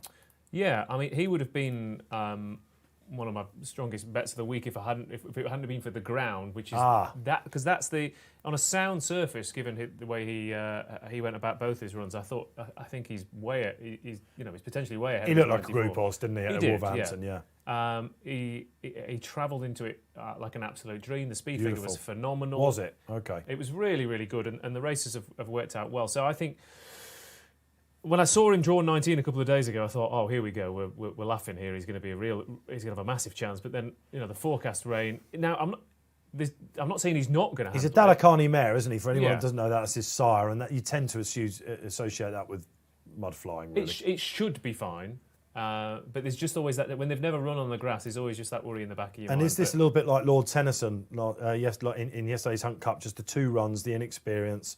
I'll check what Kev Morley said in his excellent trend column in the Post, which you're probably looking at. Kev always looks for big field experience. I think he had a 4-timer yesterday, or very nearly. He certainly had a hat trick yesterday, Kev, as well. So I'll have a look at that for that. But I'd be very surprised if he didn't need to tick that box. A lack of experience, a potential worry here. Yeah, I would say that's fair enough. Like I said, he travelled so well that it insinuates that he should, in theory, be able to switch off in a big field. But again, theory is one thing, practice is another. And he was stood on the wide outside at Wolverhampton, which meant he could go all the way around without any impediment. So yeah, he does have to do something different today, which brings a lot. I mean, Finest Sound was also stuck on the wide outside, but there were big field novice events that he was running in last year. Verboten had a nightmare run at Lingfield. He was 3 wide round every bend. It was awful, wasn't it? Yeah, it was eye-catching. I don't know whether he was... I don't know. I expect him to maybe hit the line a tad harder, but first run back, you could tell that Gosden just was probably trying to get him cherry ripe for this. And he's another big lad, isn't he? We're talking about big lads today. We've had a few... Lingfield was all wrong, wasn't it? But again, with the prep we've had, they've not had the luxury of being able to plot their races. They had to go where they could. So, and this is John Gosden. Get a feeling, always when you see Stradivarius winning, you think that Gosden's just going to start mopping up. I like a Gosden horse in this called Enemy. Let's get to him now. He's been really weak in the market, Neil Hubbard, but it looks like he's hardening up a bit again. Mark of 89. He's bred to be a superstar, this chap. He has won at the course. Ossian Murphy. Why the drift? Yeah, so he was, mind you, right, he's 11 currently on the exchange, and he was 10 this morning. So in terms of this morning, he was 6 to 1 earlier, Neil. He was short. Yeah, he was 6.4, and then when I took it, he was about 10. It was probably like late morning. So he got beat at Yarmouth, didn't he? Does the horse who beat him reoppose here? Was he run already? The horse, I forget the horse that beat him at Yarmouth. That was over 7 furlongs. It was called Mr. Snowden. He ran in the jersey, of course. Tough task that for him. That's right. He didn't do that much wrong at Yarmouth, really, did he, Enemy? It was on firm ground, wasn't it, of course? And I think this ground probably... Cost a pretty penny as well, didn't he? Oh, yes, he did. Yeah, well, he's got an amazing pedigree. He's by Muhara. Magic Wand is the sister, and Irish Oaks winner Chiquita as well. It's that really, really good family. I'm surprised he's as big as he is. He's in 21. Wouldn't put you off him at all. I also like Calusi as well. Dave Jennings, I should remind you, goes for great ambassador here. There's been quite a bit of love for him. Rafe Beckett won the race last year, broke Frankie Joyce heart. Ross Brierley, before I come to you, let me just remind the guys what at My Racing, who bounced back with Stradivarius. Guys, you must be feeling the love now. They've gone for another fav here. Finest Sound. So well handicapped. They're keeping it simple. Into 5 to 2 now. Let's see where Paul Keely's going. There were 2 very well handicapped horses running in the last 2 races at Royal Ascot, and the first of those is Finest Sound. He won by 5.5 lengths at Haydock. Couldn't have done it any easier, and he's officially £7 well in. Some people might like him at 11 to 4, but I want to go for something at a bigger price, given nice each-way terms, and I'll back 2. One of those is called Dubai Mirage, and for my sins, he's on the far side, drawn in stall 3. Now, that draw would be no good on the first 2 days, but 3 years ago, a horse called Bless Him was 40 to 1 in the morning because he was drawn on the far side, and he won easily. Things do change at Ascot. We've had some rain, so we're not entirely certain what's going to happen. Dubai Mirage won at Kempton very, very easily. He showed a nice turn of foot. Trainer Sabian Soros put cheek pieces on him just to keep him straight, and he has a 25% strike rate in cheek piece, which is a good strike rate. Second one I'm going to take a real chance on is Sun Power. He was 4th in the Cheshire last year. It's the last time he ran in a big field, and the only time in his life he's managed to settle in a race because they went fast enough for him, and he ran on really strongly at the death. He's also been second in a soft ground listed race at Ascot, so he handles the track. He's got a big weight, but he does have a bit of class about him, and if it is all about him settling, I can see him running a big race at a big price. Paul Keely giving you 2 shots there. Some Power in the middle. Sylvester de Souza needs a winner. Doesn't he getting a bit tetchy? SDS, and of course Dubai Mirage as well. And listen, that is exactly the sort of race this is. Dubai Mirage, first time cheap piece of Kieran Fallon Jr. What a week it would be if Kieran Fallon Jr., one of the next superstars in the cellar, could snag himself a winner. We've got 12 handicap debutants here. Okay, it's just, this is traditionally the race of the week where you're like, where's the group horse in the handicap? And this is the sort of race that has suffered slightly from the anti-post markets. Neil, I'll bring you in on this as well in a sec, of the 72-hour decks in it. It's the only problem with them, I suppose. The markets have matured, haven't they? They've been framed. I guess usually we like to see a plunge in this. I mentioned mentioned Biometric and Frankie. Do you remember Turgenev last year? Yeah. Where he was going for the sixth, was it sixth or it would have been the fifth winner, of course, in a row. And he went clear. It was 20s into 72, Turgenev, wasn't it? And he went Biometric went and did him. And then you've got horses that are slightly showing their arm a little bit more, a little bit like Great Ambassador. You've got a word to say about him? Just that he's a half brother to the Jeff Smith horse who finished third in the Cheshire earlier on. So there's a family bloodline there. A link. Yeah, everyone loves a link. Loves a link. So Neil Hubbard, he's got a chance. Tell us about. We're not seeing these late plunges that we really associate, are we? I mean, even Finest Sound, we knew he was going to be a hot pot. This is a case a little bit where the market on course, if you like, or what used to be on course or in the ring with the bookmakers is shorter than what we're seeing on Betfair. Yeah, I think it's worth remembering, though, that, we're probably not seeing them on the day as such. But if you do look at Finest Sound, who's currently 4.4, he has been matched at a high at 8.6. So he's halved in price. And if that had ever happened in the last 48 hours, then you would be saying what a massive plunge horse this guy is. So all that's really happened is we've had an extra day of it. We're just not getting the excitement, maybe, that we're used to. Yeah, maybe. Yeah. Well, it doesn't feel so exciting to me. I don't know. It's just how it is. Listen, I'm not for 1 minute trying to pour some water on that fire, but it's lovely, isn't it, when with about 20 minutes for the race. That's when these very well handicapped horses tend to really reveal themselves. I think as well, when some like big players step into the betting ring as well and have big bets and it's reported on TV as well, people always like those stories as well, and I think that adds fuel to it as well. But ultimately we've got a favourite here in a 30 runner, 25 whatever runner handicap who's halved in price since the market opened. I mean, that's pretty much a story in itself. There's plenty of confidence behind this one. For those of you that have got as much confidence as the market in Finest Sound, let's go through the previous last 10 winners. Just one outright winning favourite. That was Fast and Free for William Haggis back in 2012, and that was a 6-1 shot. So we're looking at. I mean, are we looking at perhaps Ross, under 3-1 now because the market has shown its hand so much, I suppose, isn't it? To think of how, I couldn't whittle them through now, but to look for a horse that's gone off at 11-4, not even Turgenev went off at 11-4. Well, we've got two races, haven't we? We've got two big field races to finish off the card, and both favourites have been heavily backed and heavily Get to African Dream, tipped. But Neil makes a fair point. Finest Sound, Calusi and Verboten were all double their current odds when this market opened. So the plungers have come early, haven't they? The people have looked at it's drawn high, it's got in the race, it's going for that. In contrast, Starcat, I think, he's the most interesting one market-wise. He opened up favourite because it was a big run in the Guineas. He chased an insane pace. He was stuck on the wide outside of the runners as well, and he didn't seem to particularly handle the track. And that he came there off the back of one impressive win at Kempton. And again, this surface, I think, will suit him a lot better than Newmarket. But when that one box came through, he shot out. Yeah, okay. But today, it hasn't been as obvious so far. So I agree. You might want to have a little saver on him if you think that one box isn't as bad. And actually, let's now go back to the draw. Okay, we've had two races up the straight, if you like, but they've kept to the straight and they've kept to the middle. They've not been the big fields. This is since yesterday, and since the rain has arrived, 16 mil they've had at Ascot. It's soft ground all of a sudden. This will tell us whether the first 2 days the bias was there. I mean, it's usually where the pace is. All the top judges should really tell you that. They've done so much work in the last 10, 15 years. Certainly since Ascot has been redeveloped, it's really been where the pace has been. One day it can be one side, one day it can be the next. It's where the pace is. The low numbers, to remind you, that's the far side, struggled big time on the first 2 days. This is going to reveal a lot more, and we've got the Sandringham to come as well. Plenty of clues. Yeah, I mean, like I said, it's a cracking little race, this. We've other horses to mention at bigger prices, like I said, Starcat is one of them. Cherokee Trail, was fourth behind Mischief. Gosden.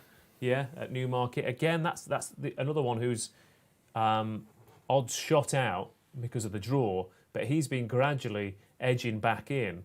So he's been quite well backed, and of course he won at the track at the back end of last season. So he's a little bit interesting. And he's been quite well backed in this. Now it's like what you're saying, Ross. He'd been matched at a low at about 18, then he went all the way out to 44s because of the draw, and now he's just nibbled all the way back in, exactly the same as Starcat, been matched at a low of about 8.2, all the way out to 20s, and now come all the way back to 14. So they're just sort of, they're still saying probably that there is a bias in there, but it's not as pronounced as or the market certainly thinks it's not as pronounced as perhaps we were thinking. And a couple of these runners who have got form in the book or have got potential and are well fancied, all things, granted being a level playing field, they're starting to come back in now. Interesting, and the market is really now taking shape. He's going out a little bit for finest sound. I want to talk about the pace in this race, Ross, if we can. To my eyes, it does look a little high to me. It does, yeah. You've got Harrison Point likes to be up there. Kondratiev is the obvious one. He's beat Verboten, didn't he? At Lingfield last time. I totally agree. And also had Overwrite in 22. He's a keeper in 6 if you're going low side. I think he might be the one. I'm just looking down at my pace map.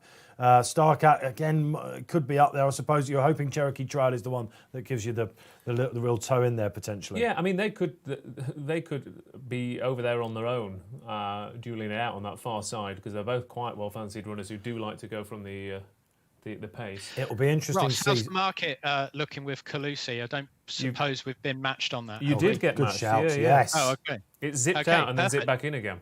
Okay, lovely. Just to satisfy our price, and then Shall we remind everyone what you've done out there, Neil? Because they're running over time here at Ascot. They are down at the start finally. There's always going to be one race. I think it was after the 2-year-old race. They got a little bit late. But the stallhandlers this week have been fantastic. Ascot have been really good with the times. Pretty much just one race yesterday went over. Looks like they're going to go over here by at least 5 minutes, I think. Of course, we've got lots and lots of runners. So we have got time to remind us of everyone's selections. Neil, how did you play? Yeah, so we took the view, or I took the view, that the top 3 in the market is where I wanted to focus the betting on. So we've backed the top 3 in the market: Finest Sound, Wolverton and Calusi, and we've split our £50 stake across all 3 of them. So regardless of which one of those 3 hopefully win, we'll be winning the same amount.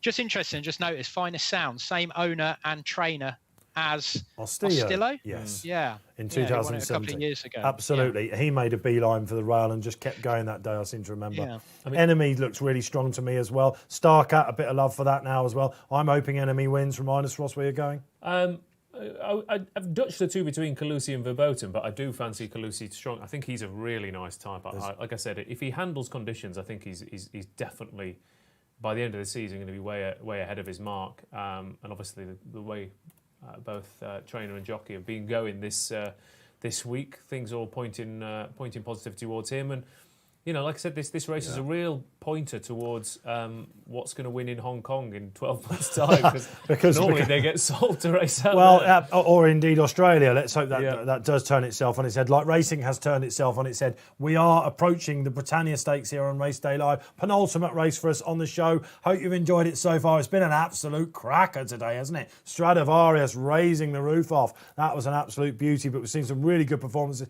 Battleground as well. Tell us what your highlights are, if not of the week today. Tell us what you have you got with these decent favourites. Ryan Moore, so many of you must have backed him as well. Hashtag RP Live, Racing Post Live.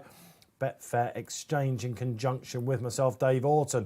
And again, we're approaching really the last 2 days. We've got a couple of crackers coming here. Wait till we tell you about the favourite in the last race if you don't know about it. If you think Finest Sound is well handicapped, the favourite in the last for a certain John Gosden. And Kieran O'Neill, massive ride for him. She looks like the best handicapped horse running anywhere in the last couple of years. So loads for the punters to be jumping on here. Do let us know what you're doing out there. We love to have your comments.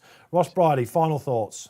Yeah, I mean, the plunge on Finest Sound has levelled out a little bit. The big question mark is here. The market, like I said, went strongly for the high-drawn runners. It's not been that prominent today. However, as you say, the front runners do look to be drawn in those double figures. So, in theory, what would be really nice in this race, like I said, I think we've got 3 potentially really progressive horses at the top of the bed in Finest Sound, Calusi and Verboten. It would be nice to see 1 or 2 of those come through and really battle it out.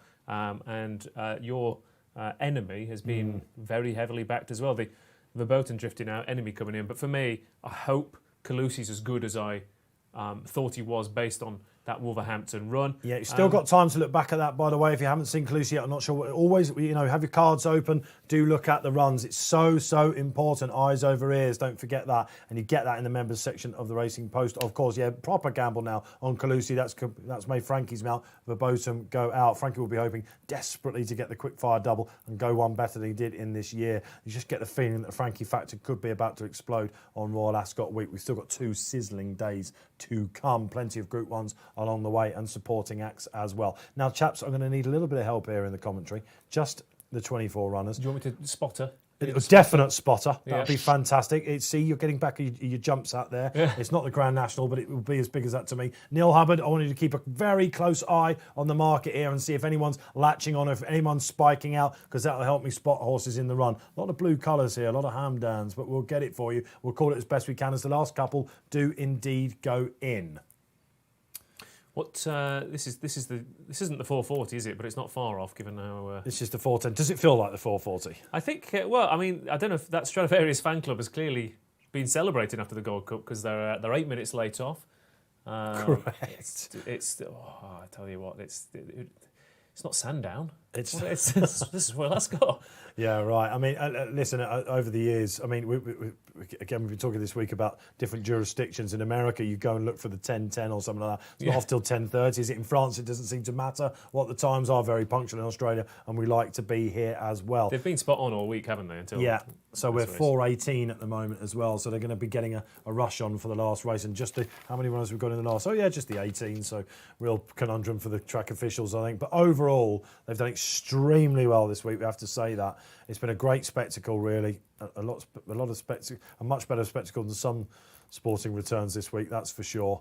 OK, so Calusi just going in now. He looks nice and calm in himself. He's just having to think about going in. That's not surprising for a horse of his inexperience, though. Also out the back, All You Wish, a horse for Andrew Balding. Another handicap debutant, just the 12 handicap debutants here. OK, anything in the market for the last seconds, guys, before they go in? No, we're good. I haven't got time for it. Enemy's the big plunger. Enemy's the big plunger. Happy to hear that. Flag goes down. And they're off for the Britannia Cavalry Charge, 3-year-olds, Hunt Cup, if you like. And again, they're kind of shunning the rails. They are going to split. Will it be through groups? Condriat Wave, as expected, right up there with Overright, a Johnson runner looking for Harrison Point. Archie Watson, if you're on him. Over on the far side there, we've got Shared Belief, another Archie Watson runner. Calusi, just nicely settled out the back. Great Ambassador, I can spot him. He's nicely settled in midfield. Looking for some of the big players. Finest Sound got a nice prominent sit as well. Ross Brierley. Yeah, Finest Sound is in that bubble, isn't he? We've got 3 front runners here. Kondratiev, Wave, Overright and Shared Belief all set in a very strong gallop here. Finest Sound has got the perfect in the van, in that bubble behind. Calusi coming down this near side, tracked by Enemy. Yes. And those two, Starcat has been held up on the far side. They're in one group and they are coming over to this near side, which might exaggerate the way things run late on. Yeah, they've merged into one pack. That's going to help us in the call. Toro Strike going well, I can see. Also, physical pops for Richard Hannon. Enemy cruising, Neil Hubbard. What's the market saying? They like Calusi, who's on this near side, who's coming with a run now.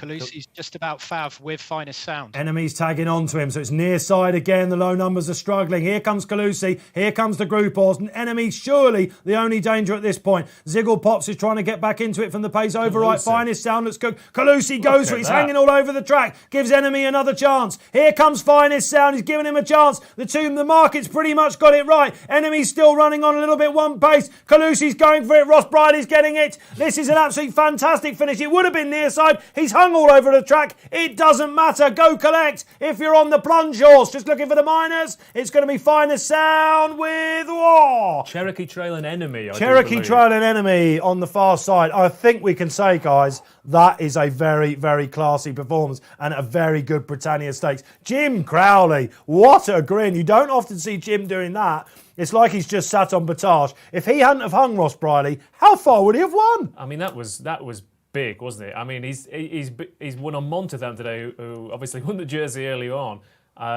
Is Calusi better on that evidence? I mean, this is a real horse, isn't it? This is a handicap, admittedly, but that was... This, again, travelling so well, that turn of foot to go past 5 horses. We know Finest Sound is a very, very good horse.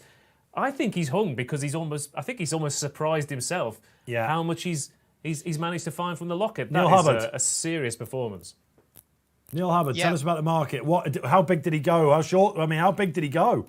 18.5 is how big he got, which wasn't, which is big enough, but I guess he just doubled in price, I suppose. So he wasn't huge, but yeah, 18.5. Finest Sound hit a low of 1.76, which you can understand why as well, because he hit the front and was travelling lovely. Yeah. He didn't do anything wrong, did he? Because he beat the rest. But he's flattered, isn't he? Because he was given a second chance, as was Enemy. Fascinating race because on the far, it looked like it was all going to be near side, and which is where Calusi was drawn. Enemy and Oshie Murphy, I was getting quite confident because he hadn't gone for him. Well, he tracked Calusi, said, right, when you go, I'm going to go. And then Calusi went and he went, I've couldn't go with him at all, could he? Like I said, I'm frustrated because that would have been, I said to you before, that would have been one of my strongest bets of the week had the rain not come. But you were right, that downside said that the soft ground would help, but it was just that worry in the back of my brain. But this chap's going to go on anything, isn't he? I think we have seen the proverbial group horse in the handicap there. We're watching the replay. It's 2 furlongs out. Ross Brodie's starting to get very excited here, Ross. Well, I have to say, and quite rightly so. It was a serious performance. Well, like I said, the sectionals and the overall time at Wolverhampton suggested this horse at the back end was phenomenal. So the fact that he was anywhere near the leaders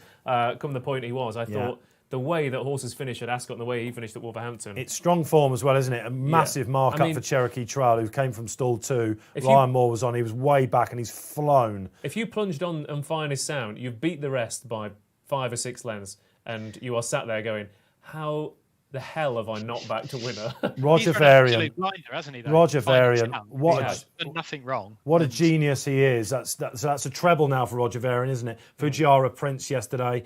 Mountain, not Hunter. Angel. Mountain Angel, thank you, in the Wolverton. And then Calusi. We might just have seen a star of the future here. Let's have a little look at what Britannia winners have gone on to do. They've gone to Hong Kong. They've gone to Hong Kong. Well, I mean, look, bless him. 3 years ago, won for Dave Simcott. He stayed with him, and he was nearly going to run in the Queen Anne, wasn't it? You're right. Quite a few have gone abroad, but this is Hamdan Al Maktoum. This won't be going anywhere. I think happy days. The last horse we saw win this race and go on to kind of domestic group success, I think Ransom Note in 2010. He won a couple of. Yeah. What's the 9 furlong Newmarket race at the Guineas meeting, the Group 3? Oh, yeah. I saw that with one of those tip of the tongue things. I know what you mean. It's the... I can't remember what it is, but I do know exactly what you're talking about. Either way, okay. he used to turn up in that and run really well. If there's not a Group 3 in this horse, I'm a Dutchman. Cherokee Trail in third has run a blinder. Finest Sound we mentioned. A word for Enemy. He was friendless in the market earlier, which was getting me worried. Then he came right and he was the plunge horse. He hasn't beaten his stablemate Cherokee Trail. Now Cherokee Trail, if you're watching that back, what a run that was. All your eye catchers have just been crossed out and deleted in the papers because he will be the big one of the day. I think a few things. First off, you said about Enemy, but he's related to Magic Wand and various 10 to he's going to want further.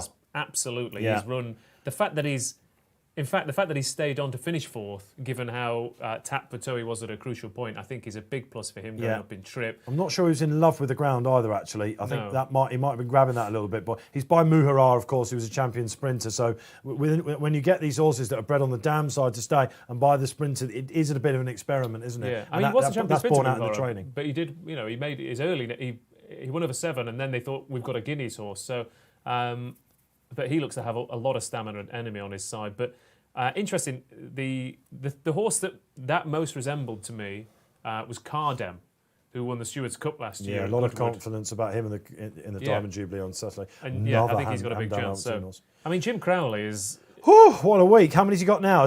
I'm tempted to say that's not 7, is it? It might be 7. Boys in the gallery might be able to get that up. I'm sure they'll be doing the math. 6, is it? Yeah. Okay, Ross, don't even need the boys in the gallery. Unlike you did a minute ago when your machine went a little bit awry. I don't know what happened there. Unlike I did when the studio came down and went on Tuesday. So, were you with Calusi? Were you with the plunge horse? Roger Varian, he's at it again. Absolutely amazing scenes. I think that will be a strong Britannia Stakes. And again, we're seeing horses that haven't shown their hand. Calusi, you just have done absolutely fantastic stuff. We'll have a look for Roger's runners later on. We'll see what Jim Crowley's got in the last. One more race to come here on Racing Post Live in conjunction with the Betfair Exchange. It's been a great day, it really, really has. It's Ladies' Day, usually it's Gold Cup Day. It's usually the day that the Ascot residents dread. Lee Motter said in the paper, if you read that, did a great piece. He went and spoke to the locals of Ascot. Can't really say on screen exactly what they were saying, but no one upsetting them in the driveway and all that sort of thing at the moment. So, but listen, it's Ascot, not as we know it's Ladies' Day, but if you're out there, if you're dressed up and if you're having a great day, I know people that have gone the whole hog, they've had stuff ordered in. I know that Ascot were doing picnics and stuff like that. Let's hope we're lifting the spirits of a nation. Yeah, and I mean, it is a shame that we don't get to see your high heels, Dave, because they are impeccable. I mustn't reveal what's under the desk. Absolutely, that's very unprofessional indeed. So one race to come, and talking to high heels, we're going to the Fillies. Let us know how you're getting on. Come on, keep the social comments coming. We love it. Don't forget to like the feeds and the streams out there that you've got, Facebook and YouTube as well. I always get back on the train afterwards, try and go through them, and it always raises a smile. I love to see what you're backing, all that sort of thing. You're trading against each other. I know that's going on the Betfair. Neil Hubbard, let's go to you. Are you still with us, old boy? Yep, all going well. We landed the winner there, didn't we? Albeit we spread our stakes across the first three in the market, but getting the first and second in a Britannia is no mean effort. So you didn't do the combination forecast, Neil. Come on, schoolboy error, isn't it? So what are we on? Have we clawed back the losses then so far of the week? We were about 160 down, weren't we, after 2 days? Pressure on Barry. I think Neil Hubbard has come and brought his A game to the table a little bit, hasn't he? Today we're 66 quid up for the day. That'll do us. That means we've got a ton to chase for the next couple of days. Come on, the hunt is on. Happy days. You can see it on the screen there. So we're learning. We're trying to teach you a little bit about the exchange here as well. Don't be daunted by it. It is the market, and with no on-course market at the moment. Yes, but betting shops are open. This is where you have to go to see where the money is going, whether your horse is doing something wrong. Is it fit? Is it fancied? It's all here with real-time analysis. Let's get the market up then. Perfect, seamless link for the last race. It's the Sandringham Stakes, the 440. It used to be a listed race. It's now a handicap for the fillies. And we're talking about a serious plunge horse. It is, of course, African Dream. Step forward, no further. Oh, look who's got the second favourite, though. Roger Varian, Waylak, David Egan taking the ride. She's on her handicap debut as well. OK, Neil Hubbard, before we go steaming into our analysis pre-race of African Dream, napped, of course, by Spotlight writer Alistair Jones in the newspaper, tipped up left, right and centre everywhere else. Where are you playing? I'm going to layer at the top of the market. Oh, here he is. Here he is. Aye. Try and blow away all those profits we've slowly accumulated through the previous 3.5 hours. But it's been a long day for Neil. Yeah, I just think that there's this race. I know, we're going to talk about her in a minute, but the rest of the field is just full of unexposed handicappers as well. Now, I'm not saying they've got anywhere near in hand as much as African Dream, but the point is we don't know. I will to say though, Neil, that you did in the last race. You went for the top of the market in the last race and said there's a lot of unexposed handicappers, but the class is at the top. So. Is there a similar worry there that there's a lot of unexposed horses? Thanks to Bruce Millington at Cheltenham with Goshen, you don't have anything to worry about, Neil, with your going to lay her. But blowing away the cobwebs is a bit strong, old boy. I just think at 2-1 though. I mean, she's very short, so I'm happy to I'm happy to take her on and have the field running for me. And if she wins, then so be it. I mean, okay. So if you take a look at the market and hit that lay button at around, we could probably get her at about. No, let's do a 3.1 as she is now, and let's take a £25 bet on her at 3.1. Okie dokie. Ross Brierley is your Carol Vorderman today. And placing so what that means is we've basically just got the rest of the field running for us. So if any other horse wins, we're going to win £25, and if that one horse does win African Dream, then we're going to lose the Neil, red amount. I want to counter what you're doing here because listen, there are going to be viewers out there that are thinking, what's he doing? He's absolutely having a shocker. He is. We're talking about a horse that's 16 pounds ahead of the handicapper. It's John Gosden. She's carrying 8 stone, so she's co-fourth bottom weight. She's getting 9.7 from Dubai Love at the top. She's getting oodles of weight. She ran against a 106 horse on her return, which gave her £7. I mean, if you took that literally, that means she should be rated around about 110. We're talking about one thing that Paul Keeley said, and we'll get to him as well very shortly for you out there. Even if she hadn't run at Newbury, she'd still be run about 5-6 to 1 for this, wouldn't she? So, Neil, what are you doing? Yeah, well, I just think... What are you doing, Neil? Everything has a price, right? And so I just think in a 20-runner handicap, which has got, you look down this, the second favourite, totally unexposed, declared interest is well in. Yeah. I Love, we don't know about. The stout horse, Safika, is bred to be better. as she matures as well and steps up in trip. So, you know, what we've basically seen is her pull out, like the favourite this is, pull out, a great performance at Newbury last year, but earlier this year, but she needs to back that up. She chased the leaders that day as well. I don't know if, you know, she was prominent there and she was favoured by the way that race developed, as we've seen with some other 2-year-olds this year and today. And Ross pointed out there was a 200-1 winner at that meeting as well, who was fairly prominent as well. So, look, I could end up with egg on my face, but everything has a price. Look, and if she was 5-6-1, then that changes things. I wouldn't want to be laying her at that price. But at 2-1 in a race of this nature, I'll pay my money and take my chance with her. I'll be honest with you, Neil. I'm just going around because I just feel that is the biggest grilling I've seen you give anyone about anything. You were livid at Neil's suggestion. No, well, not. Listen, he has made me a little bit more nervous in my play. We thought this might go 6-4ish. Paul Keeley said to me this morning it would go 6-4ish if all the shorties had gone in. Let's have a reminder of exactly where Kills is playing. Plenty of people like to smash out in the last race of the day on a favourite. They're getting out stakes, and while I wouldn't normally do that, John Gosden's African Dream is very, very hard to get away from. Last week at Newbury, she ran against a horse rated 106. She was given her £7 and she went down by only a nose. The handicap has put her up a massive £16 for that, but that new mark doesn't kick in yet. It means she can run off her old mark of 80. And according to the handicap, the horse that beat her has run a stone below form. If he hasn't run a stone below form, she could have gone up £30. She's so well in, it's unbelievable. Gosden has a really, really good record in this race. And although she's 2-1 in a field of 18, if she was running anywhere else in the country on any other track, trained by Gosden, being that far well in, she would be odds on. Yeah, I think long odds on, actually. Paul, thanks for that. And I mean, listen, the only thing that worries me about it is the turnaround.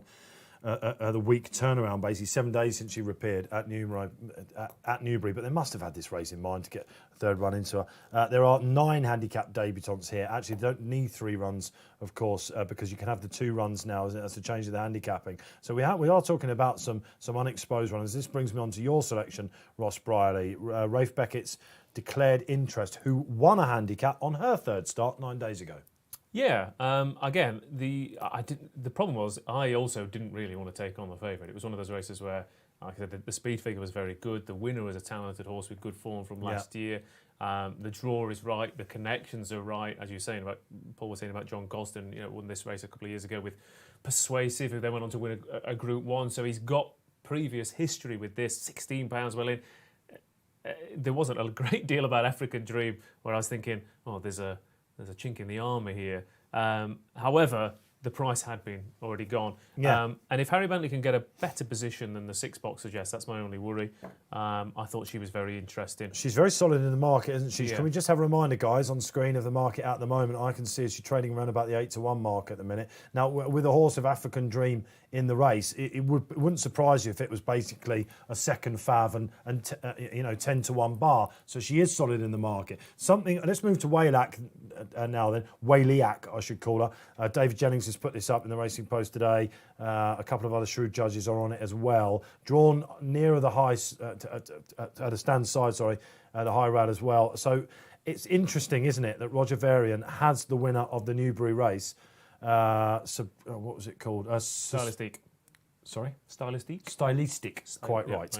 Yeah. However we say it, stylistic. And isn't it interesting? So he's got the line of form on this, and it's obviously, the yard are absolutely sizzling at the moment. They're on a 4-timer for the meeting. Wow. And most of it those shrewd judges can take on African Dream then, and that's perfectly fine. Absolutely. He's trying to come back, isn't he? Quite right, absolutely. Well, listen, I'm on African Dream. I just think, I love a Gosden horse in a Sandringham. Let's have a look at the previous winners. Actually, while we're on this, we've been doing this for you to remind you of the calibre horse and the type of trainer that targets the race. What sort of SP is it? What sort of draw is it? Thanks to My Race Farm Interactive on the screen. Ross is using that as well. Couldn't really do without that if it loads up anytime soon. Here it is. So Charlie Fellows, of course, won it last year. Remember, with Thanks Be, a 33-1 shot. Hayley Turner in the play. We go back to Gosden. Persuasive was the horse. Yeah. It was just so well ahead of its mark, and it was 11-4 shot. That was in 2016. I was all over that. Capped a really good day for me. Actually, John's had 14 runners in the race, quite a few places. That was just the one winner. Richard Hannon's got a good record in the race. He won it a couple of years ago with Australia. Look, the average mark of this is usually under 100. So you want something lurking that's progressive based. It's only 2 horses over 100. It's not the best Sandringham we've ever seen, but there are a lot of unexposed horses. Of course, Waliak is one of them. I just thought African Dream, huge moment this for Kieran O'Neill. He rides because Frankie can't do the weight. That's basically why. This is what I would imagine in all the handicaps of the week, this is one all the jockeys, if you said if you could ride a handicap horses, it would be whatever it is, surely this is the one. I mean, again, given just the obvious, I said that you're not saying this horse is £16 willing or might be £16 willing. The handicapper is saying that's what she is, and that is with only 3 runs under her belt. Like I said, I think what Neil was saying is the way you could take her on is, like I said, is that Newbury run. She was up there with the speed, and if you look down the rest of the runners in that Newbury race, it was a very top-heavy market. She's run into a horse rated considerably higher than her. What interested me a little bit is, obviously the handicapper has put African Dream up £16. Quickstep Lady, who finished 4th, that was her 3rd run at Newbury, and the handicapper said, well, you're an 80 horse. So he's actually rated what Quickstep Lady, what African Dream is now. So he's not, whereas if you're taking African Dream's going up £16, are you suggesting that he's underrated Quickstep Lady as well? Well, she was giving £7 to a horse rated. She was conceding a penalty that day. Yeah, that's a fair point. Yeah. So, yeah. look, I mean, it probably might the key, be a slight overreaction. Maybe it is. We're about to find out, aren't we? The quick turnaround for me, and if I was being a little bit more picky, which I suppose we can do at this point, it is a stiffer test. Now, if you look at her pedigree, she's by Oasis Dream, top miler. That's kind of where his progenies are over the mile. He was a very, very good sprinter, of course, as well. And to be fair, the dam side, there's a lot of speed. Yeah. We said that in unison. So here you are. It's an acclamation pedigree. He was a top sprinter, of course. So Neil Hubbard, are they agreeing with you? Are they laying, or is she hardening?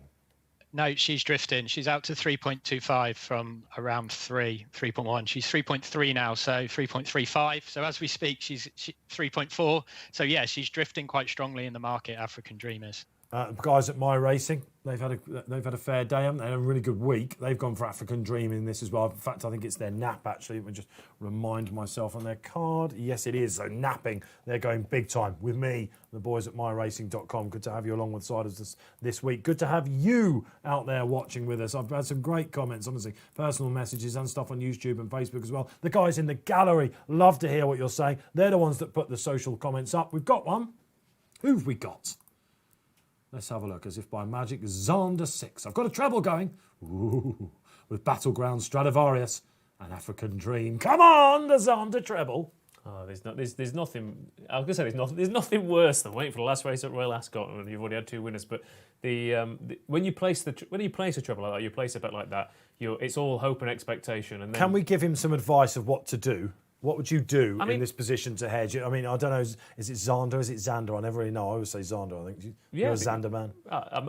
I've never really thought about it. I won't ask Neil what he said. It could be blue. So I won't ask Neil. It's really what he thinks. This is practically libel today, Neil. I tell you. Right put it in for me, hasn't he? Absolutely. She's up to 3.75 now.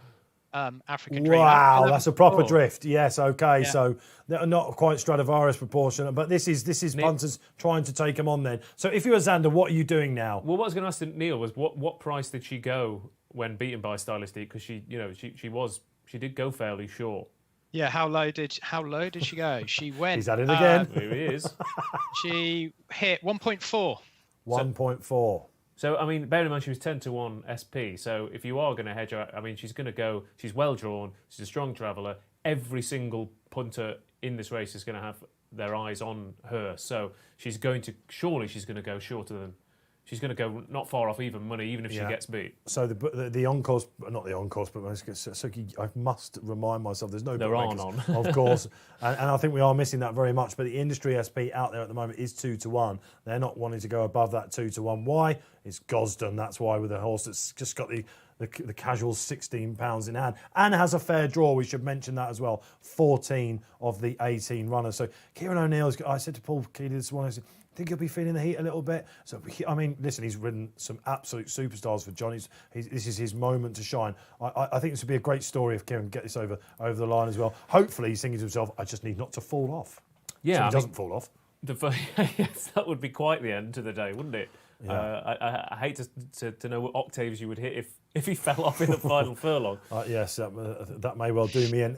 But I want to see a big celebration from Kieran O'Neill if he does this as well. He's a cool customer, Kieran, I should say that. And you were saying, obviously, that he's riding because Frankie can't do the weight, but he has ridden her on all 3 starts. So it's already a successful partnership. That would be, I don't know if Rab Havlin can do that weight. But yeah, no, absolutely. And that would be because she's been around in, she made a debut in December. Frankie's not around then. 11th of March, probably not around then as well. And of course, because of what was going on, I imagine that Frankie wasn't around when she rode. Or perhaps they had this in mind and thought, Kieran, you're keeping the association. Actually, it makes sense now, doesn't it? Quite a lot of it. Listen, this is a massive moment for him to shine. We've seen some great riding stories so far. Jim Crowley, what's he got in here? Come on, we must talk about his ride. Mark Johnson's won this race before. In stall 7, Hamdan Al Maktoum, Hubbard. What can you tell us about this one? Well, I mean, she wasn't in a good position at all in that Zigglepops race, which Verboten was in and Kondratiev Wave we've seen run today. So the form has been let down in that respect. Tomfra, however, who was down the field and had a very similar position to Hubbard, definitely should have won the other day at Sandown in a similar handicap. So it was her first run of the season. So there's definitely interest in her, although that 7 box, I don't know. She doesn't look obviously well handicapped. However, she should come on for that Lingfield run. There are a few at bigger prices that interested me a little bit. Go on. Al Razma is one of them. She was beaten by a horse called Arch Moon, who was well backed at Haydock over this trip the other day in soft ground. Yeah, and saw that race. She got outpaced when they kicked, and she kept going for 3rd. Now, a stiff finish here, drawn 17. She's proven she handles conditions. I'd be very surprised if she doesn't improve for this stiffer test. Richard Fahey is a story so far. He's a huge operation, as we know. He's 80 runners since racing resumption, 4 winners. So they've basically been needing it. I don't know what happened with Richard's operation during lockdown, but I think you have to say a little bit like Dave Simcock. There probably is some reasons for it, and they're just taking time to get with powerhouse Northern Operation. And a couple of Richard's runners went well actually in the Britannia. I thought Toro Strike was a bit of an eye catcher in that, certainly through the first half of the race. Well, at least so that suggests that she will come on for that run. Absolutely. My point being exactly that. So okay, that's interesting. What price is she, Neil? Al Razman, number 10. 30 in the win market. So yeah, nice big price there for us. And then in the place market, you can back her at 4.4 in the 4 to be placed market. Well, so I've got you, Neil, on that. What about Onassis for the combination, last year's winning combination, Hayley Turner and Charlie Fellows? So 5.7, 5.8 to be placed. So top 4, and then in the win market 34. So not a massive difference to Al Razma. There are some interesting outsiders there. The one box to overcome there. Hayley Turner has. Yeah, not great, is it? In fact, you might think she might be bigger with that in mind. What about Neil Sophica? Is that how we'll say it? So Michael Stout, Ryan Moore. Yeah, I really like her. She hasn't been seen since August, I don't think. So they put her away after running in the Sweet Solera at Newmarket, where she just stayed on in a manner that you'd expect a horse with her pedigree to do so. So she's bred to be good and to be good over further. Yeah. So this step up to a mile is perfect. She's got a lovely draw, and she's just one of 2 or 3 in here that you can give an each way chance to, definitely. Yeah, that's interesting, isn't it? You've called that. This is one of these classic. Pedigrees that connections have, so even de Rothschild and by Zoffany, a sire, a mile for Aidan O'Brien in his career. It's lovely soft ground pedigree, this absolutely, and as Neil says, maybe further down the line, but she's not unfancied, is she? Unlike Declared Interest and Waliak, Neil. Waliak, is that how we pronounce it? With Waliak, am I right with that? I think Xander, I think it is. Xander. Waliak now definitely, again, the variants are at it. That's the mover, Neil. Yeah, 5.7 was or has been matched at a high of 15, was 7.8 this morning and now 5.7. So just continued support for her. And Declared Interest as well was, Declared Interest is into 7. as well. So lots of support for the second, for 2 and 3 in the market, which sort of explains African Dream, who's now out to 3.85. Wow. Okay. Yeah, a real sustained drift on African Dream. Just before I go to Ross Brierley, they are running late again because of the Britannia. They were, about 10 minutes late, weren't they, Ross? They're just coming out onto the track, actually. I think there's 11-4 in places now on African Dream. Who would have thunk it? And there are some definite players against her. Declared interest, Ross Brierley's selection. Declaration of War, got a great polytrack record, but that often translates to Ascot and Waliak as well for the Varians. Yeah, I wonder, Waliak travelled like a dream in heavy ground at the back end of last season at Newmarket when beaten by a 16-1 shot. Now, the third, Lyrical, big eye catcher in that race, held up out the back off a pace bias and came running through for third, has just won cosily at Newmarket this afternoon already. You're keeping your eye elsewhere as well. A true professional punter there for you. Absolutely. Forget there are other meetings going on. Absolutely. There's still lots and lots of racing to catch up on, aren't there? Okay, all right. So a nice little boost there. I wonder if that's got some... I mean, obviously the variant factor as well and the high draw and the... Waliak will be on the pace, I would imagine. She is a strong traveller. She's a real exuberance. Just have a look at her pedigree, if I may. David Egan taking the ride again because it's probably a little bit below Andre Zini's. Let's have a look. So the pedigree, she's by Le Havre, French Derby winner, if I remember, by See the Stars mare. So again, that suggests that, There's plenty of stamina there. That's an extended mile at Wolverhampton. Yeah, indeed, the down one over 12 furlongs. Is this going to be a little bit... She's surely going to be up there early. Pace, let's talk about that. Yeah, I guess it depends how they... whether some of the horses who revert to their tactics, for example, Declared Interest made all the running at Chelmsford but didn't last the last couple of starts, and Chelmsford is a pace track. So, but Dubai Love is often, in fact, yes, Dubai Love's a bit of a drifter here, but a likely pace angle. Drawn in, 11 for Dubai Love. Kalsara in 15, I thought, showed a tendency for Andrew Balding to get on with it. Hugo Palmer, a debutant for him. Cherry Tomba. Yeah, and like I said, Waliak is a very exuberant runner. So there doesn't seem to be that much pace low, depending on what Harry Bentley does on Declared Interest. So if you're African Dream, Neil Hubbard, and you're thinking, right, I'm going to stalk on this, are you expecting her to go to a, I don't know, like a silly price in running? Because, or do you think she'll always be in the right position, Neil, and in running players are going to struggle to get real value on her? Well, yeah. Well, based on her run last time, as we've sort of already mentioned, she was always well positioned or close up. There looks to be a bit of pace around her because she's not drawn far away from Waliak. So you would think that she's going to get a nice position in the race and get a nice toe into the race. So I would imagine she would trade shorter, and then it's just a case of, if all of those other factors in terms of does this come too soon, is the ground okay, et cetera, that then they play their hand. But I would imagine that in terms of the pace around her, she should be okay to get a position, granted she jumps, on level terms. We're watching the 2 furlong pole going down, so we've still got around about at least 5 minutes. I mean, they're not hurrying to post, are they? Let's put it that way, which is fair, I suppose. I'm glad I booked the slightly later train today. Put it that way, or it would be quite the jog to King's Cross. There is that. Absolutely. We have to sort of make a sharp exit out of the studio as well because these COVID rules. We've got to get in and out, so we're going to be a little bit over. But that's all good music to your ears out there, isn't it? Very much more than you bargained for here on RP Live. Let us know how you're getting on. The social comments have been great today. We've had some really good feedback as it's gone on. You're a big tweeter.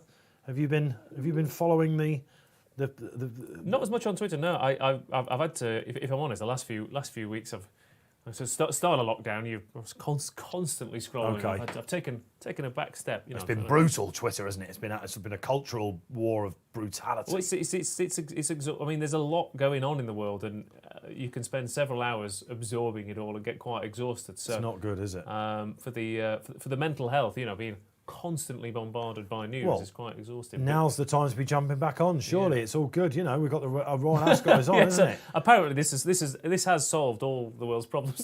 Quite right, absolutely. Neil Hubbard, do you do social media? Are you big on that? Do you follow all the comments on the show and everything? On Twitter, yeah, I'm on Twitter, not on Facebook, but on Twitter. But yeah, as Ross said, over the last few months, it's just been a deluge of bad news, which isn't necessarily good for you, especially when you're locked away. So it's important just to pick and choose your moments and not spend too long on there believing everything that you read, really. Absolutely. Although quite the opposite, that it's my partner doesn't use any social media, so major news events will happen, and I'll be like, I cannot believe this is happening. And she'll be like, I'm sorry, what is it? What's happening? My wife just doesn't give a monkey. She just wants to know when it's all over, basically, and when she absolutely, and when the kids can go back to school, which is let's hope they can do. Anyway, we digress. But listen, we're talking about social media, why? Because we want you to get involved. The interactive racing show, the only one that's out there, and we know you're loving it. RP Live, myself, Dave Orton, Ross Brierley, another stalwart shift from yourself, and Neil Hubbard from Betfair. So we're having to digress a bit because we're a little bit late, 5 minutes, 6 minutes already, for what should be the finale, the Sandringham Filly Stakes. 11 minutes. 11 minutes. Oh, yeah, 4:40 it was, wasn't it? So they're still sauntering down as well. At least the weather has cleared up as well, but much better than it was this morning. Interesting shout, because we can now talk about the weather for a little bit, which has been a massively hot topic, hasn't it? Proper British like topic. Us Brits like to do, absolutely. We actually, I did this with Bruce yesterday. We were talking about who'd be a weatherman and all that sort of thing. He was saying that's absolute rubbish, isn't it? But basically, it does look like it is actually brightening up a little bit there at Ascot. The rain, I believe, is due to come again tomorrow. Saturday looks like one of the better days. I'm sort of telling you as if you're going, and you might want to take a brolly or something like that. But I imagine a lot of you are in gardens, socially distancing, watching, and all that sort of stuff under canapes or whatever, marquee or whatever, and all that sort of thing. So I don't know. The weather is brightening up. It's much nicer watching horse racing in sunshine, like most things, I guess. Yeah, I mean that's what you want to see at Royal Ascot, isn't it? That's the kind of. Like I said, the Stradivarius race looked like it was midwinter, didn't it? Based on how they finished. But I mean, the main thing from a punting angle is it's a big thing to note, isn't it? Because, like I said, you can fancy horses on a Monday that by the time you get to Thursday and Friday, you've gone completely off because the ground has changed. Let's bring this back to the ground for the backers and layers out there. I'm trying to find the time for Calusi actually. It was good. Was it? It was okay, good. Take it away then, Ross. I think it was 2.6 under standard, so it's definitely the best on the day. It's still softish ground, but a very strong time. It's one of the best draining tracks in the world, Ascot. Yeah. And the rain has stopped and the rain has gone away a little bit from the ground. 2.62, that was just over the standard. So Calusi, we found a rocket there. I think an interesting ground-wise or draw-wise going on tomorrow. Obviously, the big race tomorrow is the Commonwealth Cup, which I think is one of the best innovations they've had for years. But Pierre Lapin, favourite drawn 6, Lope Fernandez, second favourite drawn 1. And the more, interesting Calusi, I think earlier we're like, oh, do you want to be high after all? But the way Calusi came home suggests that they're going into the boxes. This is your final show of the week, Ross. Give us a winner for the next 2 days. I mean, I agree with you. I think Cardem. I think Eye of Heaven should take a hell of a lot of beating in the Norfolk, but I think Cardem on Saturday is he looked a monster last year. Double figure price still just about, is he, for Charlie Hills and Hamdan Al-Maktoum and Jim Crowley? He might not be now. Jim's had the week he's had. A most exciting sprinter that Charlie Hills has potentially ever had, he says. And don't forget, he's trained Batash. Oh, it seems like a little while ago since Batash smashed up the King's Stand. He's had Muharat as well. Yeah, he's 7.8 on the exchange at the minute, Cardam, for wow, Saturday. I mean, he was at the start of the week, he was about 14.60 to 1. Thanks for that, He's Neil. drawn 10 of 10 as well. It's all there, isn't it? It's all there if you're on anti-post, which I know a lot of you are. Ooh, exciting times. Right, then last couple going in for the Sandringham Stakes. Really looking forward to this. Will it be African Dream or will it be Against the Field? That's what Neil Hubbard is hoping for. Remind us, Ross Brierley declared interest. Where's she drawn? She's drawn 6, so I'm hoping for a big early move from Harry Bentley and just an eye on an outsider, Al Razma, to run on into the frame. I think we've got 6 places on one of the markets, so Al Razma to maybe run on into 4th, 5th or 6th to magnificent to get a place bet. As I'm ready to call the final race here on day 3 of Royal Ascot, a Race Post Live with the Betfair Exchange. They're in. We're waiting for the flag to go down. They're well late, aren't they? They're about 15 minutes late, and they're off. Let's see if we get a sizzling time here. As expected, it looks like Dubai Love takes up a position. Declared interest. Ross has come right over from the far side. They are going centre here. Al Razma is up there early as well. Looking for some of the big players. African Dream. Kieran O'Neill taking his time. A lot more patiently ridden over this mile. Sophica's out the back as well. Waylak taking a nice keen hold. Yeah, they're not going the gallop they went in the Britannia, are they? That's for sure. They're splitting a bit now. Well, they're splitting and they're not coming down this near side. So actually, it's probably not a bad place to be on that far side. So Al Rasmussen now making it on this near side, but I'm happy with the way Declared Interest is going on their heels. African Dream, Kieran O'Neill's going to have a decision on his hands here because he's kind of caught between two codes there on the down the middle of the track. Yeah, he doesn't want to get caught, but he's now making a move on African Dream. He's not happy with the pace. Hubbard's catching on the eye for that man, Jim Crowley. Neil Hubbard, quickly tell us about the market. Yeah, African Dream still favourite at around 3.1. Not a massive change, She's but yeah, she is now. still clear favourite. Yeah, she's now bigger. She's out to 7-1, 10-1. Wow, she's blowing away now. Okay, so Waylak looks like it could be another one for Roger Varian here. What will African Dream find? She's chucked in according to the handicap, or is the run coming a bit too soon? It looks like it's the case. Waylak strikes for Team Varian. David Egan sensing Royal Ascot victory. Dubai Love coming back for more. Here we got here Odyssey Girl for Richard Spencer. This would be a huge one. Declared. Oh, could Hayley it Turner, possibly be Onassis again from the one poke for Hayley Turner? She's absolutely rocketing home. Charlie Fellows looks like he's going to have a Royal Ascot double in the Sandringham. Hayley Turner's at it again. The media will be absolutely loving this. She's done it. A subdued celebration. But let me tell you, there she's now going for it. Hayley Turner, she's at it again. Looked like to me in second was Waylak. Who was third? Was it Declared Interest? Declared Interest, I think, just got chin. I think Dubai Love and who else did fill the frame? I'm not sure, but Neil Hubbard, let's go to you. First of all, egg on my face all of a sudden. African Dream, it just came way too soon. She got no cover. She didn't see it out. The bookmakers have got it right. I think she maybe broke down as well. Oh, dear. I didn't see that. Like she was, I don't know that for certain, but she did pull up really abrupt. I mean, like she was well beaten. Yeah. And then she was eased right off. And I'm not sure exactly what's happened, but I mean, like hopefully that's not the case and she's okay, but she was well beaten at the time. But the winner, 170 in running. From that one box with a BSP of 32. So you called it out pre-race, Dave. Well, we just thought that, listen, it's the story of the race, isn't it? And what a story that is. Just as you thought it was maybe all about the Friday and the Saturday. If you're mainstream media, let me tell you from experience, you're rewriting a big story. She's come from near last to first, Ross. She's absolutely hosed up. He's Charlie Fellows. I mean, you've got to nod your hat to him, haven't you? And Hayley Turner as well. Everything, yeah, you're right, actually, Neil. Just looking at that, African Dream has pulled up very sharply. Yeah, Bracy's okay. I don't think she broke down, but she did pull up quite quickly, so there wasn't... Yeah, I just thought it looked like she took a bad step, but way too bad to be true. We'll get the H14s on that as you're going. Of course, you can find them on the Racing Post analysis later on in the members section. Just a couple of low ones here. Waliak hit even money, hit 2.0. She cruised, Dubai Love, who was up there throughout, really, wasn't she? Hit 2.6. But the winner, 170. The one stall, so it is possible. We head into a couple of big field handicaps with a Wokenham and that on Saturday. And perhaps you shouldn't be too put off if you've got a single figure draw, because we have now seen a winner and a few get placed at least. Yes, the so jockeys... there might be a little bit of evening up of what's going on with the draw there. And bearing in mind that she's she's out of Jacqueline Quest, who won the special duty. Yeah, it was the stewards, wasn't it? In the new the 1,000 guineas several years ago. Special duty, wasn't it? Yeah. So she's got a lovely pedigree and. Yes. I mean, it's not a listed race anymore, is it? So no, she was a bit of an underachiever last year. I remember on her debut at Newbury, they thought she finished a lot better than she did. She signed off with a win, and they've put her away for this. Obviously, probably disheartened when they see the one poke. But going back to what Neil said, the jockeys don't want to know. Certainly the Neil round now, and I think that when the rain comes, they're worried about it. The drainage may be going on. It's something to do with that.